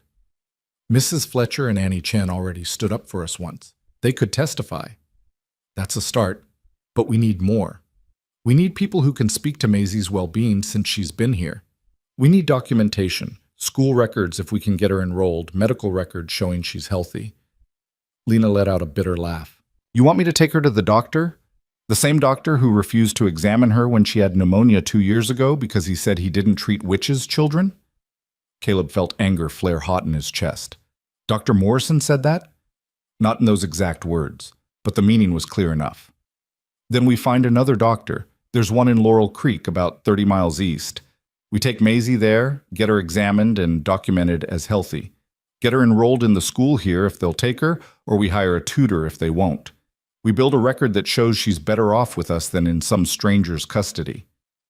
"And if it's not enough?" Lena's voice broke. "If they take her anyway?" Caleb met her eyes, seeing the terror there. "Then we appeal. We fight. We don't stop fighting until we win, or there's no fight left to give." Something shifted in Lena's expression, fear giving way to the same fierce determination he'd seen when she held that hatchet against armed men. "All right. We fight. But Caleb, I need you to promise me something." "What?" "If this goes bad, if they manage to take her, you get her back, whatever it takes. Even if it means breaking the law, even if it means running." Her hands gripped his forearms hard enough to bruise. "Promise me you won't let them put my daughter in some institution where they'll break her spirit and teach her she's worthless." "I promise," Caleb said without hesitation. "But it's not going to come to that. We're going to win this." Lena searched his face, looking for the lie. Whatever she found seemed to satisfy her because she nodded and released him. 3 weeks. That's not much time. Then we'd better not waste it. They went inside together and found Maisie at the kitchen table, practicing her letters on a slate with intense concentration. She looked up as they entered, her young face instantly alert to the tension in the room. "What's wrong?" she asked. Lena knelt beside her daughter's chair, taking the girl's small hands in her own. "Remember I told you about how some people in town don't think I'm a good mama? How they think you'd be better off living somewhere else?" Maisie's eyes went wide. "I don't want to live somewhere else." "I know, sweetheart, and we're going to make sure you don't have to. But there's going to be a hearing, sort of like a meeting with a judge, where we have to prove that you're happy and safe here with me and Mr. Caleb. Do you understand?" The girl nodded slowly. "Will I have to talk to the judge?" "Maybe. Would that be all right?" Maisie thought about this with her characteristic gravity. "What should I say?" "Just the truth," Caleb said, pulling out a chair and sitting down so he was at eye level with her. "That you're learning to read and write. That you have a warm bed and plenty to eat. That you're not afraid anymore." "I'm still afraid sometimes," Maisie said honestly. "I have bad dreams about men with loud voices coming to take Mama away." Lena's breath hitched. "I know, baby, but those are just dreams. Nobody's taking me away. But they might take me away." The simple, awful truth of it hung in the air. Caleb saw Lena struggling for words that wouldn't be a lie, but also wouldn't terrify her daughter further. "They're going to try," Caleb said carefully. "But we're not going to let them. Your mama and I are going to fight as hard as we can to keep you right here where you belong. And while we're fighting, you're going to help us by being exactly who you are, smart and brave and wonderful. Can you do that?" Maisie looked between them, her old eyes calculating probabilities she was too young to name. "If I'm very good, will that help?" "You're already very good," Lena said fiercely. "This isn't about you being good enough, Maisie. You are enough. Exactly as you are. This is about powerful people being wrong and us proving it." The girl absorbed this, then returned to her slate. "Then I'll practice my letters more, so I can show the judge I'm educated." Lena pressed a kiss to the top of Maisie's head and stood, moving to the window where she stared out at the mountains with unseeing eyes. Caleb joined her, keeping his voice low. "We start tomorrow. I'll ride to Laurel Creek and see about a doctor's appointment.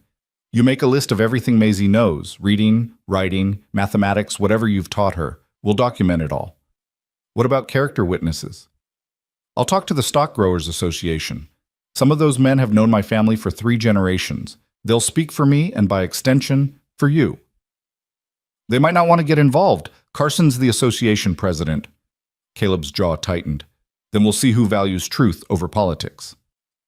That night, after Maisie had fallen asleep upstairs, Caleb and Lena sat at the kitchen table working by lamplight. Lena wrote out lessons she'd taught: botany, basic medicine, history gleaned from the few books they'd had, arithmetic practiced with seeds and stones. Caleb drafted a list of witnesses to contact and a timeline for the next 3 weeks. "This is my fault," Lena said suddenly, her pen stilling on the paper. "If I'd stayed in town, faced the accusations head-on instead of running, they would have hanged you or locked you up and Maisie would have ended up in an orphanage," Caleb interrupted. "You did what you had to do to survive. Don't second-guess that now." "But if I'd been stronger, Lena." He waited until she looked at him. "You walked into a town that hated you, married a stranger, and stood up to armed men threatening your child. You are the strongest person I know. Stop questioning decisions you made when you had no good options." Her eyes glistened in the lamplight. "I'm scared, Caleb. I'm so scared of losing her." "I know, so am I." "Why?" The question came out raw. "Why do you care so much? She's not your daughter. This isn't your fight." Caleb thought about that, trying to find words for something he hadn't fully examined himself. "When Sarah died, I thought I was done. Thought I'd used up my allotment of family and purpose and everything that makes life worth living. Then you and Maisie showed up, and it was like—" He stopped, struggling. "Like someone handed me a reason to get out of bed that wasn't just going through the motions. You needed help, and I could give it. That mattered. It still matters." Lena was quiet for a long moment. Then, so softly he almost missed it, she said, "Thank you." "For what?" "For seeing us. For not treating Maisie like a burden or an obligation. For making this feel less like a business arrangement and more like—" She stopped, shaking her head. Never mind. Like what? Like we might actually make it through this. Caleb reached across the table and covered her hand with his.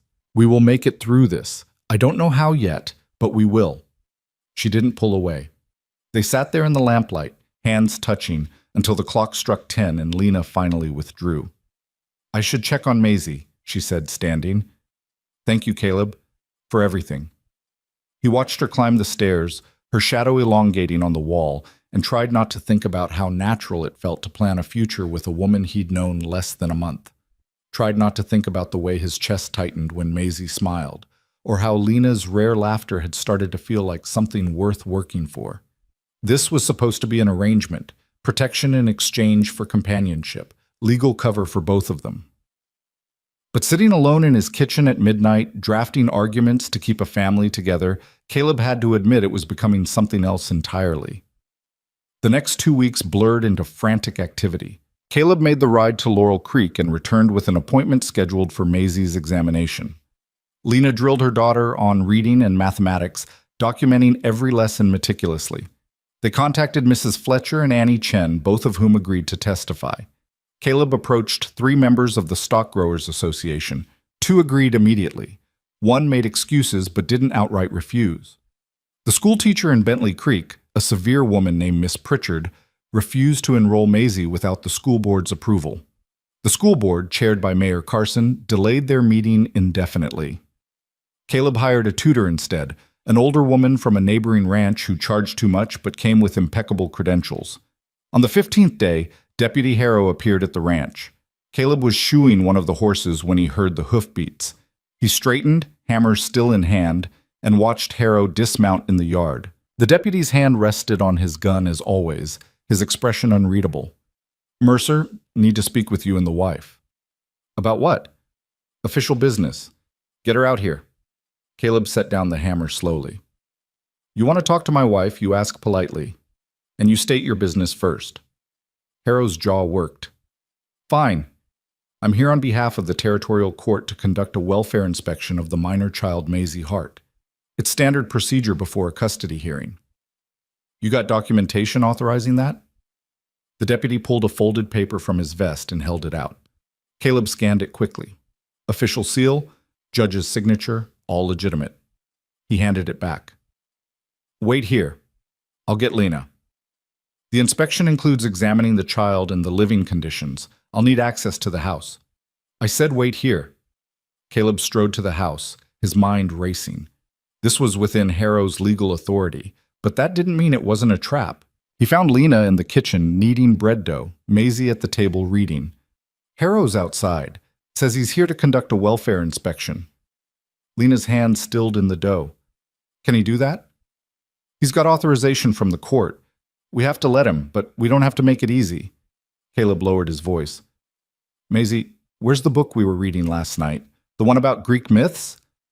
On the shelf in the parlor, the girl said. Go get it and bring it to the kitchen table. Then sit and read like you've been doing that all day. Can you do that? Maisie nodded and slipped from her chair, understanding without being told that something important was happening. Lena washed her hands and smoothed her apron, her face settling into the careful blank mask Caleb had come to recognize as her armor. They went outside together. Harrow stood in the yard, surveying the property with an expression that suggested he was already composing his report. Mrs. Mercer, he said with false courtesy, I'll need to see where the child sleeps, what she eats, how she spends her days. Won't take long. Then let's get it over with, Lena said coolly. She led him into the house, Caleb following close behind. Harrow's gaze swept over the kitchen, clean, well-stocked, bread rising under a cloth on the counter. He noted it all with sharp eyes, writing in a small notebook he produced from his pocket. Maisie sat at the table with her book, reading aloud quietly to herself. Harrow stopped, listening to her clear pronunciation of complicated words, watching the way her finger tracked the lines. That you're doing? He asked Lena. I taught her to read, if that's what you're asking. Taught her well. It sounded like an accusation. Where'd you learn such things? From my father. He was a school teacher back east before he moved west. Believed girls deserved education same as boys. Harrow grunted and moved toward the stairs. Show me the sleeping quarters. Upstairs, he examined the bedroom Lena and Maisie shared. The neat bed, the shelf of books, the jars of herbs with labels written in Lena's careful hand. He opened the wardrobe and counted Maisie's dresses, checked the wash basin, even looked under the bed. "Where does Mr. Mercer sleep?" he asked. "Down the hall," Lena said evenly. Harrow raised an eyebrow. "Separate rooms?" "That's our arrangement." "Interesting arrangement for a married couple." "Our marriage is legal and recognized. How we conduct it privately is none of your concern." The deputy's smile was thin and knowing. "Everything's my concern when it comes to the welfare of a child, Mrs. Mercer. Everything." He made notes, asked invasive questions about Maisie's daily routine, her health, her emotional state. Lena answered each one with clipped precision, revealing nothing beyond the bare facts. Caleb stood in the doorway, watching, his hands clenched into fists at his sides. Finally, Harrow snapped his notebook shut. "I've seen enough. I'll submit my report to the court." "And what will that report say?" Caleb asked. "The truth. That the child appears physically healthy and adequately educated. That the living conditions are acceptable if unconventional. That the marriage appears to be one of convenience rather than genuine affection." Harrow's gaze flicked between them. "Whether that's enough to prevent removal, that's for the judge to decide." "We've provided a good home," Lena said, her voice tight. "Maisie is happy here." Happy's a relative term. Some might say a child who's been kept isolated for 3 years doesn't know what normal happiness looks like. Some might say she needs exposure to other children, proper schooling, a mother who isn't... He paused deliberately. "Under suspicion of serious crimes." "I was never charged with any crime," Lena shot back. "You know that. The whole town knows that." "True, but suspicion's enough to raise questions about fitness, isn't it?" Harrow moved toward the stairs. "Good day, Mrs. Mercer. Mr. Mercer. I'll see you both at the hearing." He left the house with Caleb at his heels. At his horse, Harrow paused and turned back. "Word of advice, Mercer. You're a good man from a good family. Don't throw that away on a woman who will drag you down with her when she falls. And she will fall. It's just a matter of time." "Is that a threat?" "It's a prediction based on experience and evidence you're choosing to ignore." Harrow swung into the saddle. "You still have time to distance yourself from this. Annul the marriage, let the territory place the child somewhere appropriate. No shame in admitting you made a mistake. The only mistake would be listening to you." Harrow shrugged. "Suit yourself. But when this all comes crashing down, remember I gave you a chance to walk away." He rode off, leaving Caleb standing in the yard with fury and fear warring in his gut. He turned to find Lena in the doorway, her face pale but composed. "How bad?" she asked. "Bad enough. He's going to paint this as a marriage of convenience and use it to argue Maisie needs a proper family. So we prove him wrong." "How?" "We are a marriage of convenience. That's just true." Lena was quiet for a moment. Then she stepped out onto the porch, closing the door behind her so Maisie couldn't hear. "Then we make it look less convenient, more real." "What are you suggesting?" "I'm suggesting we give them the performance they need to see. Affection, partnership, a marriage that looks genuine enough that questions become insulting." She met his eyes. "I'm suggesting we lie better." Caleb thought about what that would mean. Touching more, speaking with warmth instead of careful politeness, presenting a united front that went beyond legal documents, playing at being a real couple until the lines blurred and nobody could tell where the performance ended. "That's a dangerous game," he said quietly. "More dangerous than losing Maisie?" "No, but dangerous in different ways." Lena stepped closer, and Caleb could smell bread and lavender and something uniquely her. "I don't care about dangerous. I care about keeping my daughter. If that means pretending to be in love with you, I'll do it. If it means sleeping in the same room to keep up appearances, I'll do that too, whatever it takes." "Lena, I know what I'm asking. I know it's not fair to you, but I'm asking anyway." Her voice cracked slightly. "Please, help me save her." Caleb looked at this woman who'd been nothing but honest about her desperation, her fear, her willingness to sacrifice anything for her child. He thought about Maisie's serious little face and her careful smiles, and the way she'd started to trust that the world might not always hurt her. He thought about the empty years after Sarah died and the way his house had started to feel like a home again, with voices echoing through it. "All right," he said, "we'll do whatever it takes. But Lena, if we're going to do this, we do it right. No half measures. We have to be believable." "I can be believable." "Can you?" Caleb reached out and tucked a loose strand of hair behind her ear, watching her eyes widen slightly at the intimate gesture. "Because convincing a judge means convincing everyone.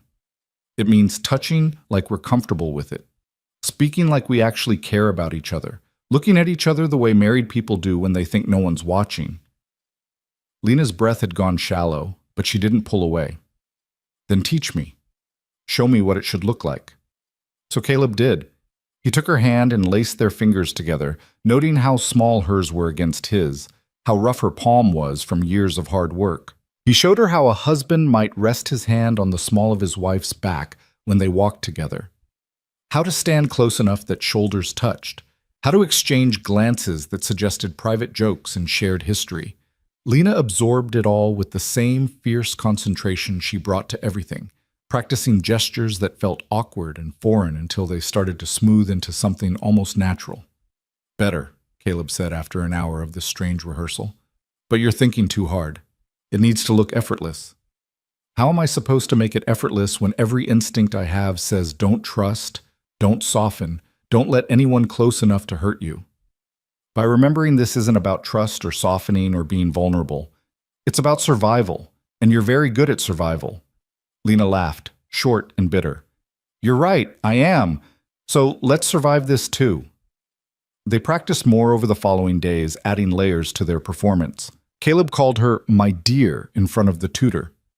Lena rested her hand on his arm when they spoke with Mrs. Fletcher about testimony.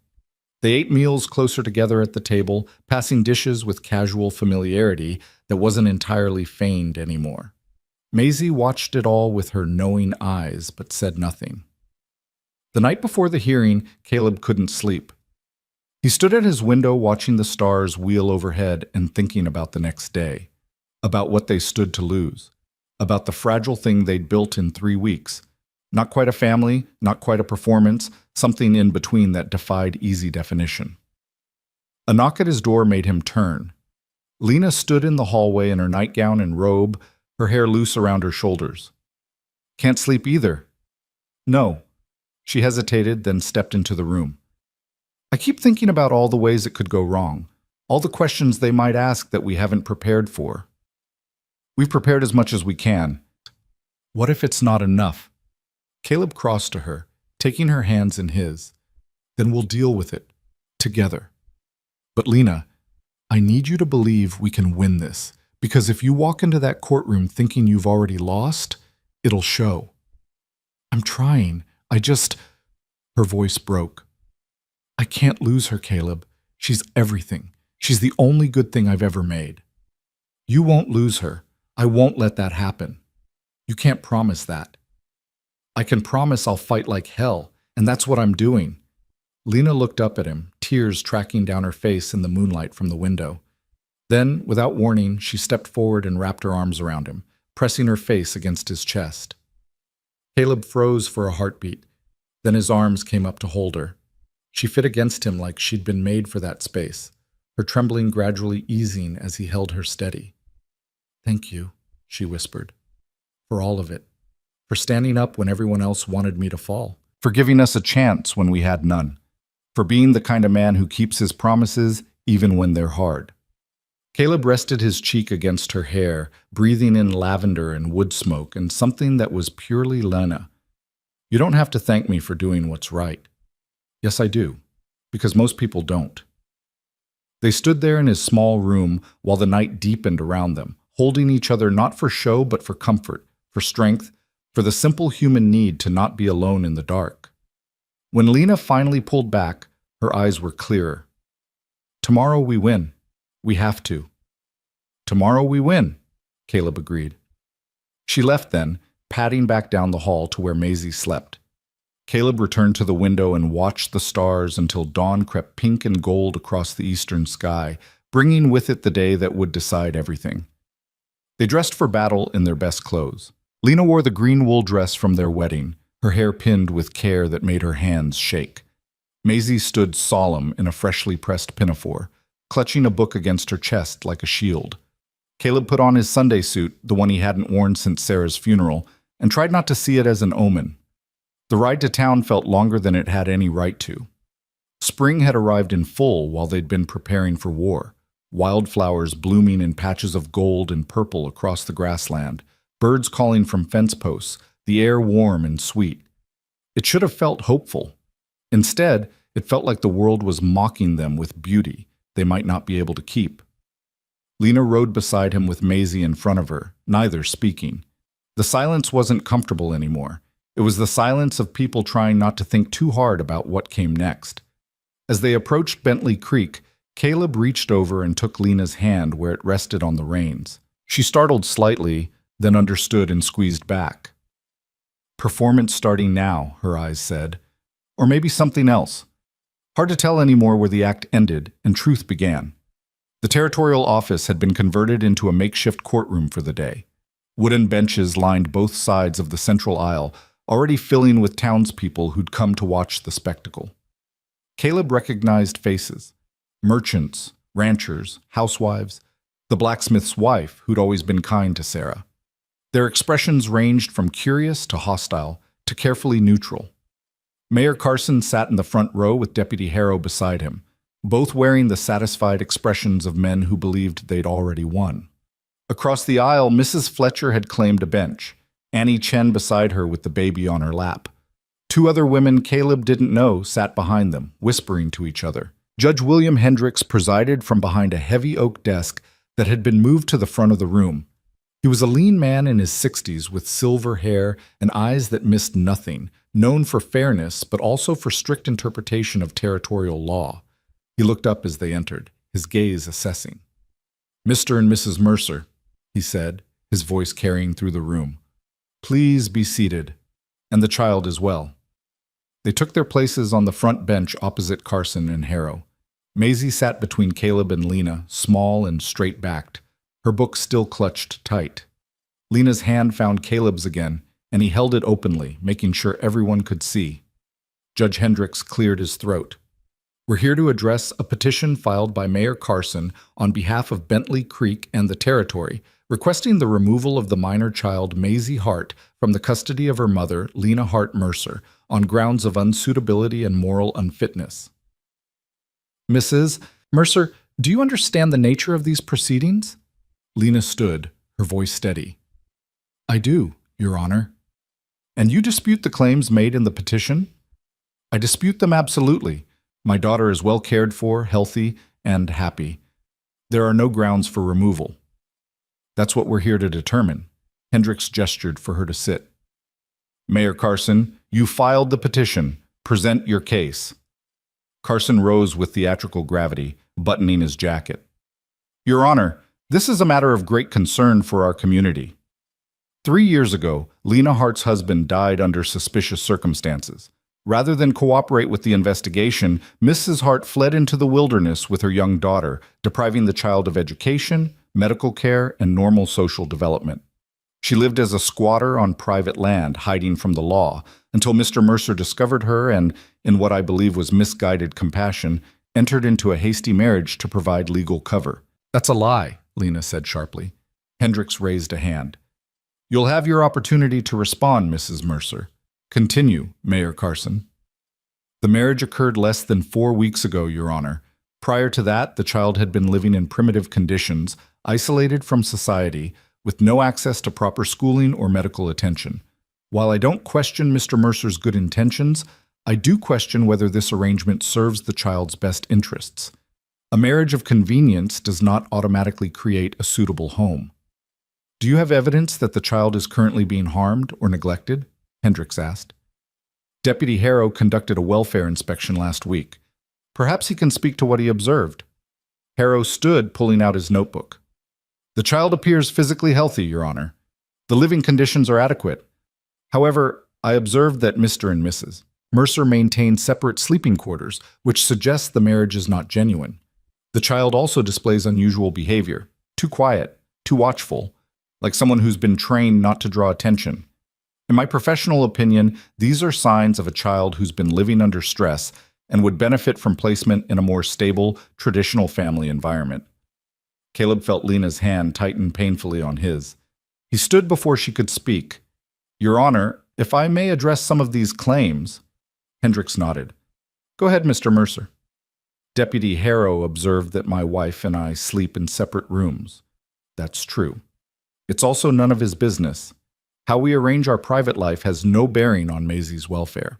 As for the marriage being hasty, yes, it was, because Mayor Carson and Deputy Harrow showed up at my property 3 weeks ago making threats about removing Maisie from her mother's custody. We married quickly to establish legal protection for a child who was being targeted not because she was neglected, but because powerful men in this town have never forgiven her mother for surviving their cruelty. That's a serious accusation, Mr. Mercer, Hendricks said quietly. It's the truth. 3 years ago, Thomas Hart died in an accident. His widow tried to tell anyone who would listen that he fell from a ladder and hit his head. Instead of investigating properly, this town decided Lena was guilty of murder based on nothing but gossip and the fact that she knew medicine. They made her life impossible, so she did what any mother would do. She protected her child the only way she could. Carson was on his feet. Your Honor, this is completely irrelevant to— I'll decide what's relevant, Hendricks cut in. Mr. Mercer, do you have evidence that Mrs. Mercer's husband died accidentally? I have a witness. The only witness who actually saw what happened. Caleb looked down at Maisie. And she's sitting right here. Maisie's eyes went wide. Lena leaned down and whispered something in her daughter's ear. The girl nodded slowly, then stood up, still clutching her book. Hendricks studied her for a long moment. Young lady, what's your name? Maisie Hart, sir. Her voice was small but clear. How old are you, Maisie? 7 years and 4 months. And you remember when your father died? Yes, sir. I was 4 years and 7 months. It was 3 days after my birthday. Mama made me a cake with dried apples because we didn't have fresh ones. Tell me what you remember about that day. Maisie took a breath, and when she spoke, it was with the precision of someone who'd rehearsed this story in her head 1,000 times. Papa was fixing the barn roof. One of the boards had come loose in a storm. He was singing while he worked. He always sang. He stepped on a rung of the ladder and it broke because it was old and rotten. He fell backward and his head hit the big stone by the well. There was blood in his hair. The courtroom had gone absolutely silent. Even Carson looked uncomfortable. What did your mother do? Hendricks asked gently. She ran to him. She put her hands on his head to stop the bleeding, and she kept saying his name over and over. She told me to get the medicine bag, and I did. She used herbs to try to make the bleeding stop, but it wouldn't. Papa's hand went cold. Mama cried. I never saw her cry before that day or since. Tears streamed down Lena's face, but she made no sound. Caleb put his arm around her shoulders, solid and real. Did you ever see your mother hurt your father? Hendricks asked. Push him, or fight with him, or do anything that might have caused his fall? No, sir. Mama loved Papa. Papa loved Mama. They were happy. Thank you, Maisie. You can sit down now. The girl sank back onto the bench, trembling. Lena pulled her close, pressing her face into Maisie's hair. Hendricks turned to Carson. Mayor, this child's testimony directly contradicts the suspicions that drove Mrs. Mercer from town 3 years ago. Do you have any evidence, actual evidence, not speculation, that Thomas Hart's death was anything other than accidental? Carson's jaw worked. Your Honor, the child was 4 years old at the time, and she just recounted specific details that could easily be verified. The ladder, the stone, the location. Was any of this investigated? Silence. Deputy Harrow? Hendricks prompted. You were serving in your current capacity 3 years ago. Was there an official investigation into Thomas Hart's death? Harrow shifted uncomfortably. There was an informal inquiry, Your Honor. Several people reported that Mrs. Hart had knowledge of poisons and herbs that could— I asked about evidence, Deputy. Was the body examined by a coroner? Was the ladder inspected? Were photographs taken of the scene? No, Your Honor. The family requested immediate burial, and we honored that request. What family? Lena's voice cut through the room like a knife. I'm his family. I'm his wife. And I never requested immediate burial. You did that. You and Mayor Carson's predecessor. You buried my husband before anyone could properly examine him because if they had, they would have seen exactly what Maisie described, a tragic accident caused by a rotten ladder rung. Do you have proof of that? Carson demanded. Do you have proof of murder? Lena shot back. Because that's what you've been accusing me of for 3 years. So show me the evidence. Show me one single piece of proof that I killed my husband. Carson opened his mouth, then closed it. Harrow stared at his boots. Hendricks made a note in his ledger. This is troubling. A woman was driven from her home based on unsubstantiated allegations, and now those same allegations are being used to justify removing her child. Mayor Carson, unless you have additional evidence of Mrs. Mercer's unfitness as a parent, I'm not inclined to continue this proceeding. Your Honor, the isolation alone, Mrs. Mercer isolated herself because your town made it clear she wasn't welcome. That's not unfitness. That's survival. Hendricks looked at Lena. Mrs. Mercer, I'd like to hear from you directly. Why should I allow your daughter to remain in your custody? Lena stood, wiping her eyes. Because I love her more than my own life. Because I've spent every day for the last 3 years making sure she was fed, educated, safe, and loved. Because when this town decided I was guilty without trial, I didn't give up. I found a way to protect her. And when Mr. Mercer offered us a chance at something better, I took it. Not because I'm trying to escape justice or hide from the law, but because my daughter deserves a home where she doesn't have to be afraid. Tell me about her education. She reads at a level far beyond her age. She knows mathematics, basic science, geography, history. I taught her everything I know, and when that wasn't enough, Mr. Mercer brought books. She's currently reading Greek mythology and Aesop's fables. Medical care? We took her to Dr. Mitchell in Laurel Creek 2 weeks ago. He examined her thoroughly and found her in excellent health. I have his written report.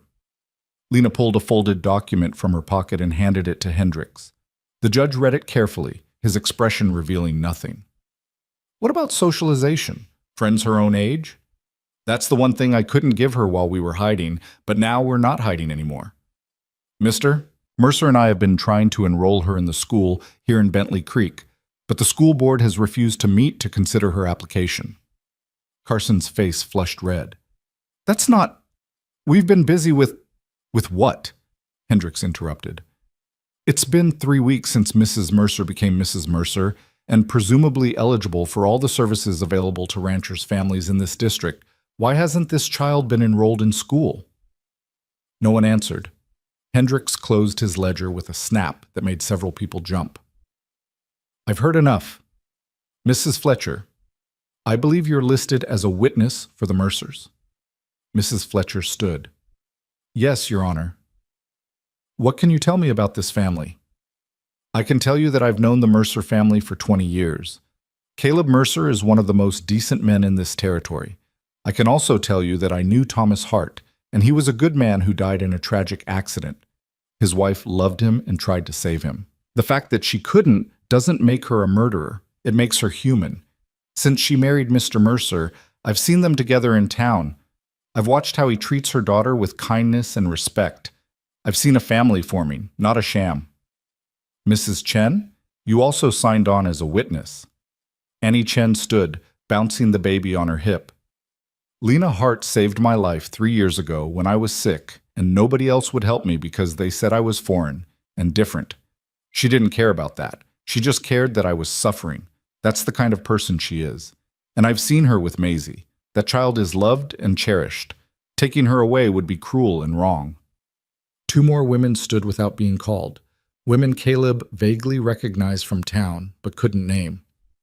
Your Honor, if I may, one of them said, my name is Sarah Bridger. Lena Hart helped deliver my baby 6 years ago when the doctor wouldn't come because we couldn't pay. She asked for nothing in return. Just said every child deserves a safe entry into the world. The second woman spoke up. I'm Ruth Anderson. Lena taught me about herbs that helped my mother's pain when she was dying. The doctor said there was nothing to be done, but Lena made tinctures that gave my mother comfort in her last weeks. She's a healer, not a murderer, and this town should be ashamed of what we did to her. The murmuring in the courtroom grew louder. Hendricks banged his gavel once. Order. Is there anyone else who wishes to speak on behalf of the Mercers? A man stood in the back, weathered and gray-haired, wearing the clothes of someone who worked with his hands. Name's Cooper, Your Honor. I'm a builder. I inspected the Hart barn after Thomas died, and I can confirm that ladder was rotted through. Any man who stepped on it would have fallen. I told Deputy Harrow that at the time. He chose not to include it in any report. All eyes turned to Harrow. The deputy's face had gone pale. Is that true, Deputy? Hendricks asked, his voice dangerously quiet. There were other factors to consider. Such as? Harrow's mouth opened and closed. Finally, he said, the town wanted answers. They wanted someone to blame. So you gave them Mrs. Mercer, based on gossip and prejudice, not evidence. Hendricks stood, and there was steel in his bearing. I've heard testimony from multiple witnesses attesting to Mrs. Mercer's character and skill.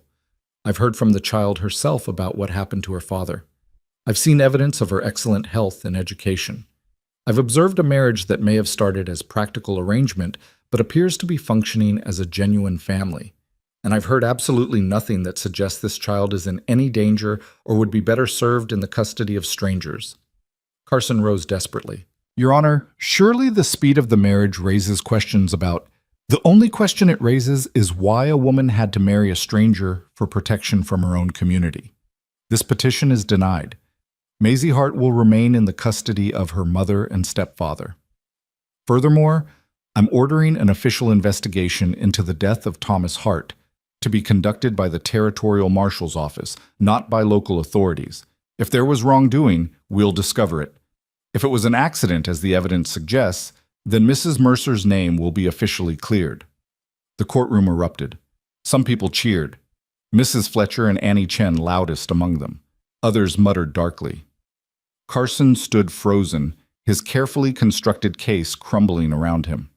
Hendricks banged his gavel repeatedly. Order! I'm not finished. Mr. Carson, as mayor of Bentley Creek, you have a responsibility to all citizens equally.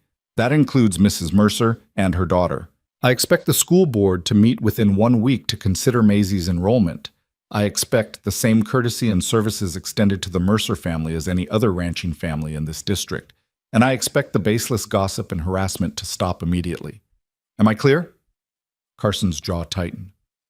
Yes, Your Honor. Deputy Harrow, you're suspended from duty pending the territorial investigation.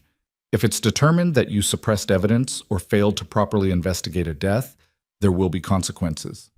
Harrow looked like he'd been struck. Your Honor, I was following orders. Then whoever gave those orders will also face consequences. This hearing is concluded. For a moment, no one moved. Then Maisie turned to her mother and said, in a voice full of wonder, We won? Lena let out a sound between a laugh and a sob. Yes, sweetheart, we won. She pulled Maisie into her arms, holding her daughter so tight it must have hurt. Caleb's throat tightened watching them. This small, fierce woman and her small, fierce child, finally getting the justice they deserved.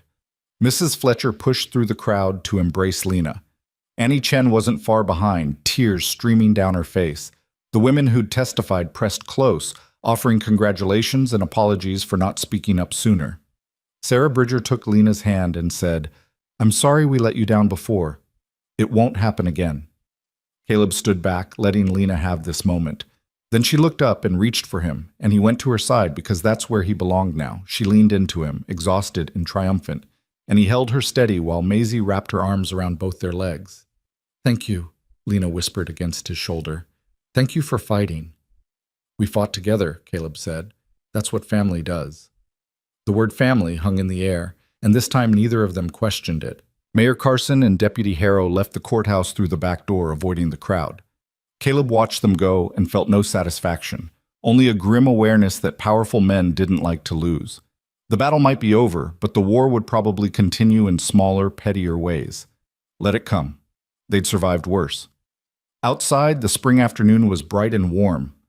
People stopped them on the street, some to offer genuine congratulations, others to stare and whisper. Caleb kept his arm around Lena's shoulders, making it clear to anyone watching that they were a unit now, not to be divided. They rode home in silence again, but this time it was the good kind. The silence of people too full of emotion to speak. The silence of relief so profound it felt physical. Maisie fell asleep against her mother's chest, worn out by the day. Lena looked down at her daughter with such tenderness it hurt to witness. "She's going to have a normal life now," she said softly. "School, friends, a future that isn't just survival. She deserves it. So do you." Lena met his eyes. "A real family, not just a legal arrangement. Children of your own someday, if you want them. A wife who actually loves you instead of just being grateful to you." Caleb thought about that. Thought about how the lines had blurred over the past few weeks between obligation and affection. Thought about how he'd started looking forward to breakfast because Lena would be there. How Maisie's laughter had become something he actively tried to earn. Thought about last night when Lena had come to his room seeking comfort and how right it had felt to hold her. "What if I told you," he said carefully, "that I'm not sure I know the difference anymore between grateful and other things?" Lena's breath caught. "Caleb, I'm not asking for anything," he said quickly. "I know this started as protection, a bargain. I'm not trying to change the terms. I just want you to know that somewhere along the way, keeping you and Maisie safe stopped being about obligation and started being about," he struggled for the word, "about caring, really caring." She was quiet for so long he thought he'd made a terrible mistake. Then she said, "I'm scared of this." "Of what?" "Of wanting more. Of letting myself feel things I thought I'd buried with Thomas. Of trusting that this could be real instead of just convenient."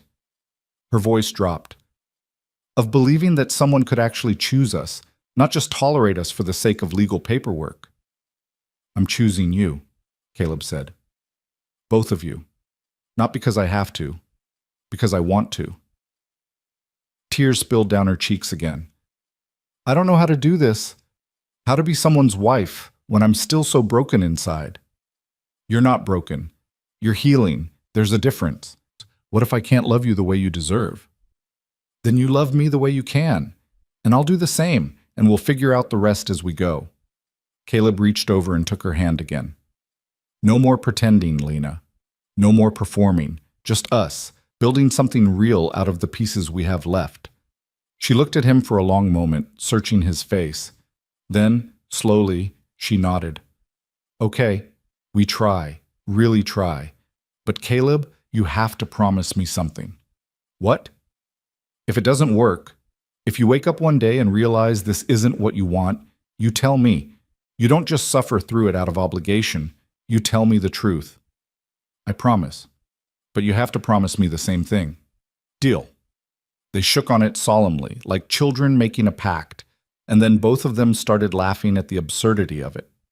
Maisie stirred and mumbled something unintelligible, then settled back into sleep.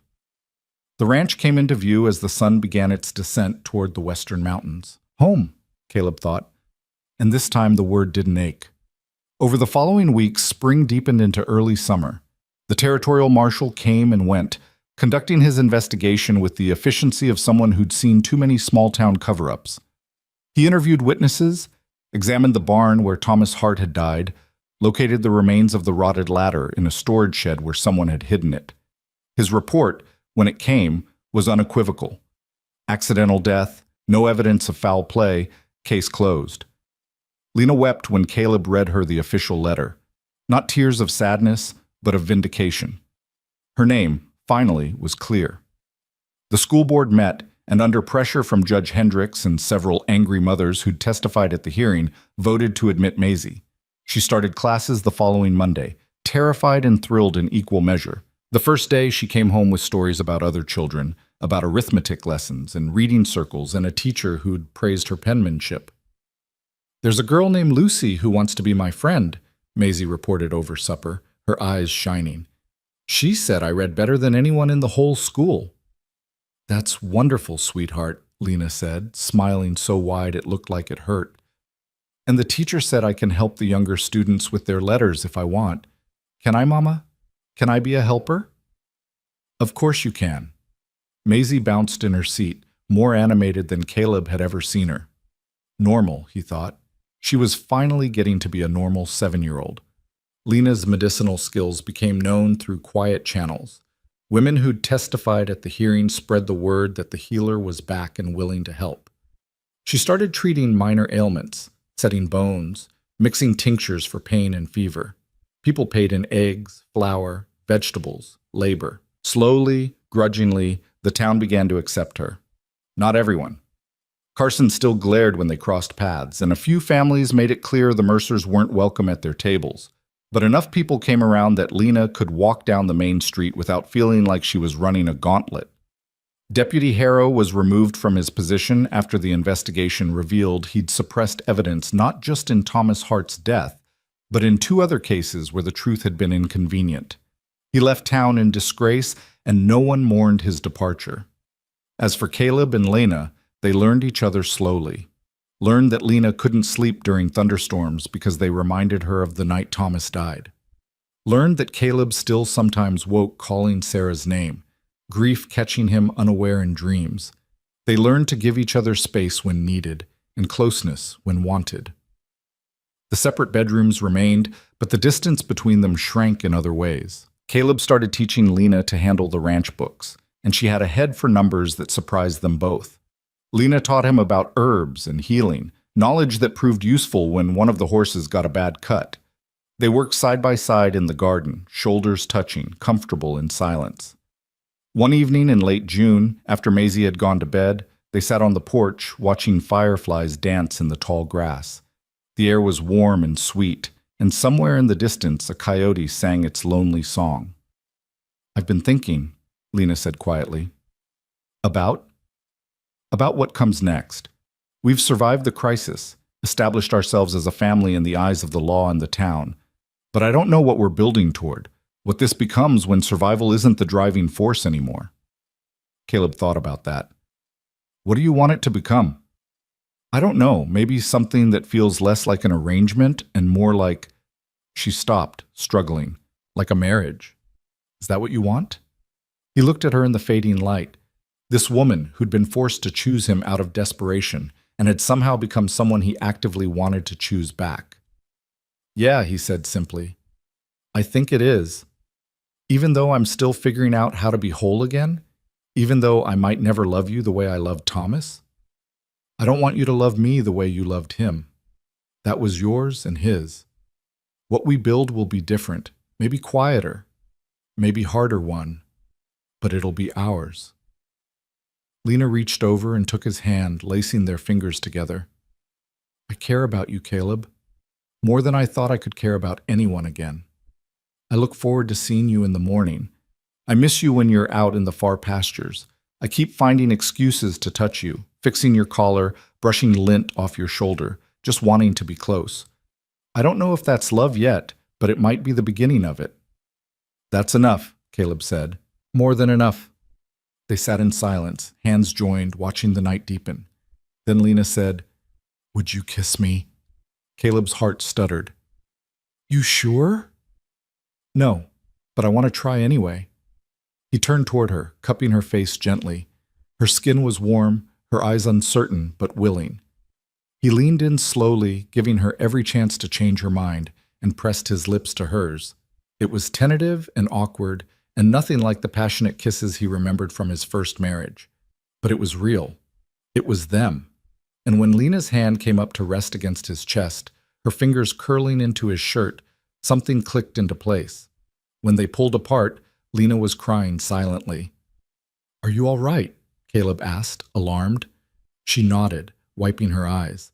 "I didn't think I'd ever want to kiss anyone again, but I wanted to kiss you, and it didn't feel like betraying Thomas. It felt like maybe I'm allowed to have this, to have you." "You are allowed. You're allowed to want things and have things and be happy." "I'm starting to believe that." They kissed again, longer this time, learning the shape and taste of each other. When they finally separated, Lena rested her forehead against his. "This doesn't mean I'm ready to share a bedroom," she said. "That's still... I need more time." "I know, no rush. We'll move at whatever pace you need." "Thank you," she pulled back, smiling, "for being patient. for being kind, for being you. Right back at you. They stayed on the porch until the stars came out in their full glory, talking about small things, plans for the fall harvest, whether to get Maisie a pony, improvements needed on the barn. Ordinary things, beautiful things. When they finally went inside, Lena paused at the stairs and turned back to him. "Good night, Caleb." "Good night, Lena." She started up the steps, then stopped. "I'm glad I found you, or you found me, however it happened." "Me too." She smiled and continued upstairs, leaving Caleb alone in the quiet house. But it didn't feel lonely anymore. It felt full of voices and laughter, and the promise of more to come. Summer rolled on. Maisie thrived in school, bringing home friends for visits and chattering endlessly about her lessons. Lena's healing practice grew, and with it, her confidence. She walked into town with her head high, meeting people's eyes, no longer expecting cruelty at every turn. Caleb watched his wife, and she was his wife now, in every way that mattered, blossom into someone new. Not who she'd been before tragedy struck, but someone forged by hardship into something stronger and more beautiful for the breaking. One morning in September, he woke to find Lena standing in his doorway, wearing her nightgown and robe, her hair loose around her shoulders. "Can I come in?" she asked. Of course. She crossed the room and sat on the edge of his bed, nervous energy radiating from her. "I've been thinking. Seems to be a lot of that going around." She smiled despite her nerves. "I don't want separate rooms anymore. I want to actually be married, not just legally, but in every way. I want to wake up next to you. I want to build a real life together. I want—" Her voice dropped. "I want more children someday, if we're lucky. A brother or sister for Maisie. A family that's ours, not just assembled from broken pieces." Caleb sat up, his heart hammering. "Are you sure? Because we don't have to—" "I'm sure. Not because I think I should. Not because it's expected. But because I want to. Because somewhere in the middle of all this survival and pretending and figuring things out, I fell in love with you, Caleb Mercer. And I'd like to actually be your wife, if you'll have me." He pulled her into his arms, holding her tight. "I'll have you. I love you too. Have for weeks, I think. Maybe longer. Hard to pinpoint exactly when it happened." Lena laughed against his chest. "We should probably tell Maisie we're moving my things to your room. She'll have questions. She's 7. She already knows everything." "True. That child is too perceptive for her own good." They held each other as the morning light filtered through the window, gilding everything gold. Outside, the ranch stirred to life, birds calling, horses whickering in the corral, the familiar sounds of home. "What made you change your mind?" Caleb asked. "About us? About this?" Lena pulled back to look at him. "You never pushed, never demanded, never treated my grief or fear as obstacles to overcome. You just showed up day after day, being steady and kind and present. And somewhere in all that showing up, I realized I didn't just need you. I wanted you. There's a difference." "Yeah," Caleb said, thinking about how far they'd come from that first day when a barefoot child had appeared at his fence line. "There is." They told Maisie at breakfast. The girl looked between them with those knowing eyes and said, "Does this mean you love each other now? Really love each other?" "Yes," Lena said. "Good. Lucy's parents love each other and they smile a lot. I want you to smile a lot too." "We'll work on that," Caleb promised. "Also, can I have a baby brother or sister? Lucy has 3 siblings and she says it's fun most of the time." Lena choked on her coffee. "We'll see, sweetheart. These things take time." "How much time?" "Eat your eggs." They moved Lena's belongings that afternoon while Maisie was at school, transforming the large bedroom into truly shared space. It felt monumental and terrifying and absolutely right. That night, lying beside each other in the darkness, Lena said, "I never thought I'd get to have this again. A partner, someone to build a life with. I thought that part of me died with Thomas." "Parts of us died," Caleb said, "but we're building new parts together." "I like that. The idea that we're not just patching up what broke, but creating something entirely new." "That's exactly what we're doing." She moved closer, resting her head on his shoulder. "Tell me about Sarah. I want to know about her, about the life you had before." So Caleb talked, about Sarah's laugh and her terrible singing voice and the way she'd insisted on naming every chicken on the ranch, about their plans for a big family and a house full of noise, about the baby they'd lost and the grief that had nearly destroyed him. And Lena talked about Thomas, his clumsiness and his singing and his gentle hands, about their small, quiet love and the future they'd imagined together, about how his death had shattered her world. They grieved together for the loves they'd lost, honoring those memories without being imprisoned by them. And in the grieving, they found space to love each other, not as replacements for what was gone, but as new possibilities worth embracing. The seasons turned. Winter came with snow that transformed the ranch into something from a fairy tale. Maisie built snowmen with her school friends, and Lena taught Caleb to make the apple cake Thomas had loved.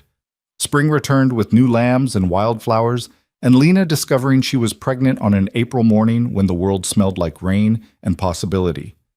They told Maisie over supper, watching her face light up with joy. "When will the baby come?" she demanded. "Around December," Lena said. "That's forever away." "It'll go faster than you think." Summer brought long days and hard work, and Lena's belly swelling with new life. Caleb watched her move through the house and felt something he'd thought he'd never feel again: hope for the future. Real hope, not just the grim determination to keep surviving. On a September evening, almost exactly 2 years after Maisie had appeared at his fence line, Caleb found Lena in the garden, watching the sunset. He wrapped his arms around her from behind, resting his hands on her pregnant belly. "What are you thinking about?" he asked. "How far we've come.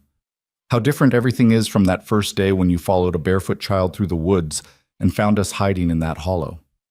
She leaned back against him. "How you saved us without even knowing what you were saving us from." "We saved each other," Caleb corrected. "You gave me a reason to live again, gave me a family when I thought I'd lost my chance at one. Do you ever regret it? The way it all happened?" "Never. Not even for a second." Lena turned in his arms to face him. "I love you, Caleb Mercer. Not because you rescued me, or because you protected Maisie, or because you gave us a home, but because you're kind and stubborn, and you never gave up on us even when we gave you every reason to. Because you showed me that broken people can build beautiful things if they're willing to try." Caleb kissed her, deep and sure and full of promise. "I love you too. Both of you. All of you," he added, touching her belly where their child grew.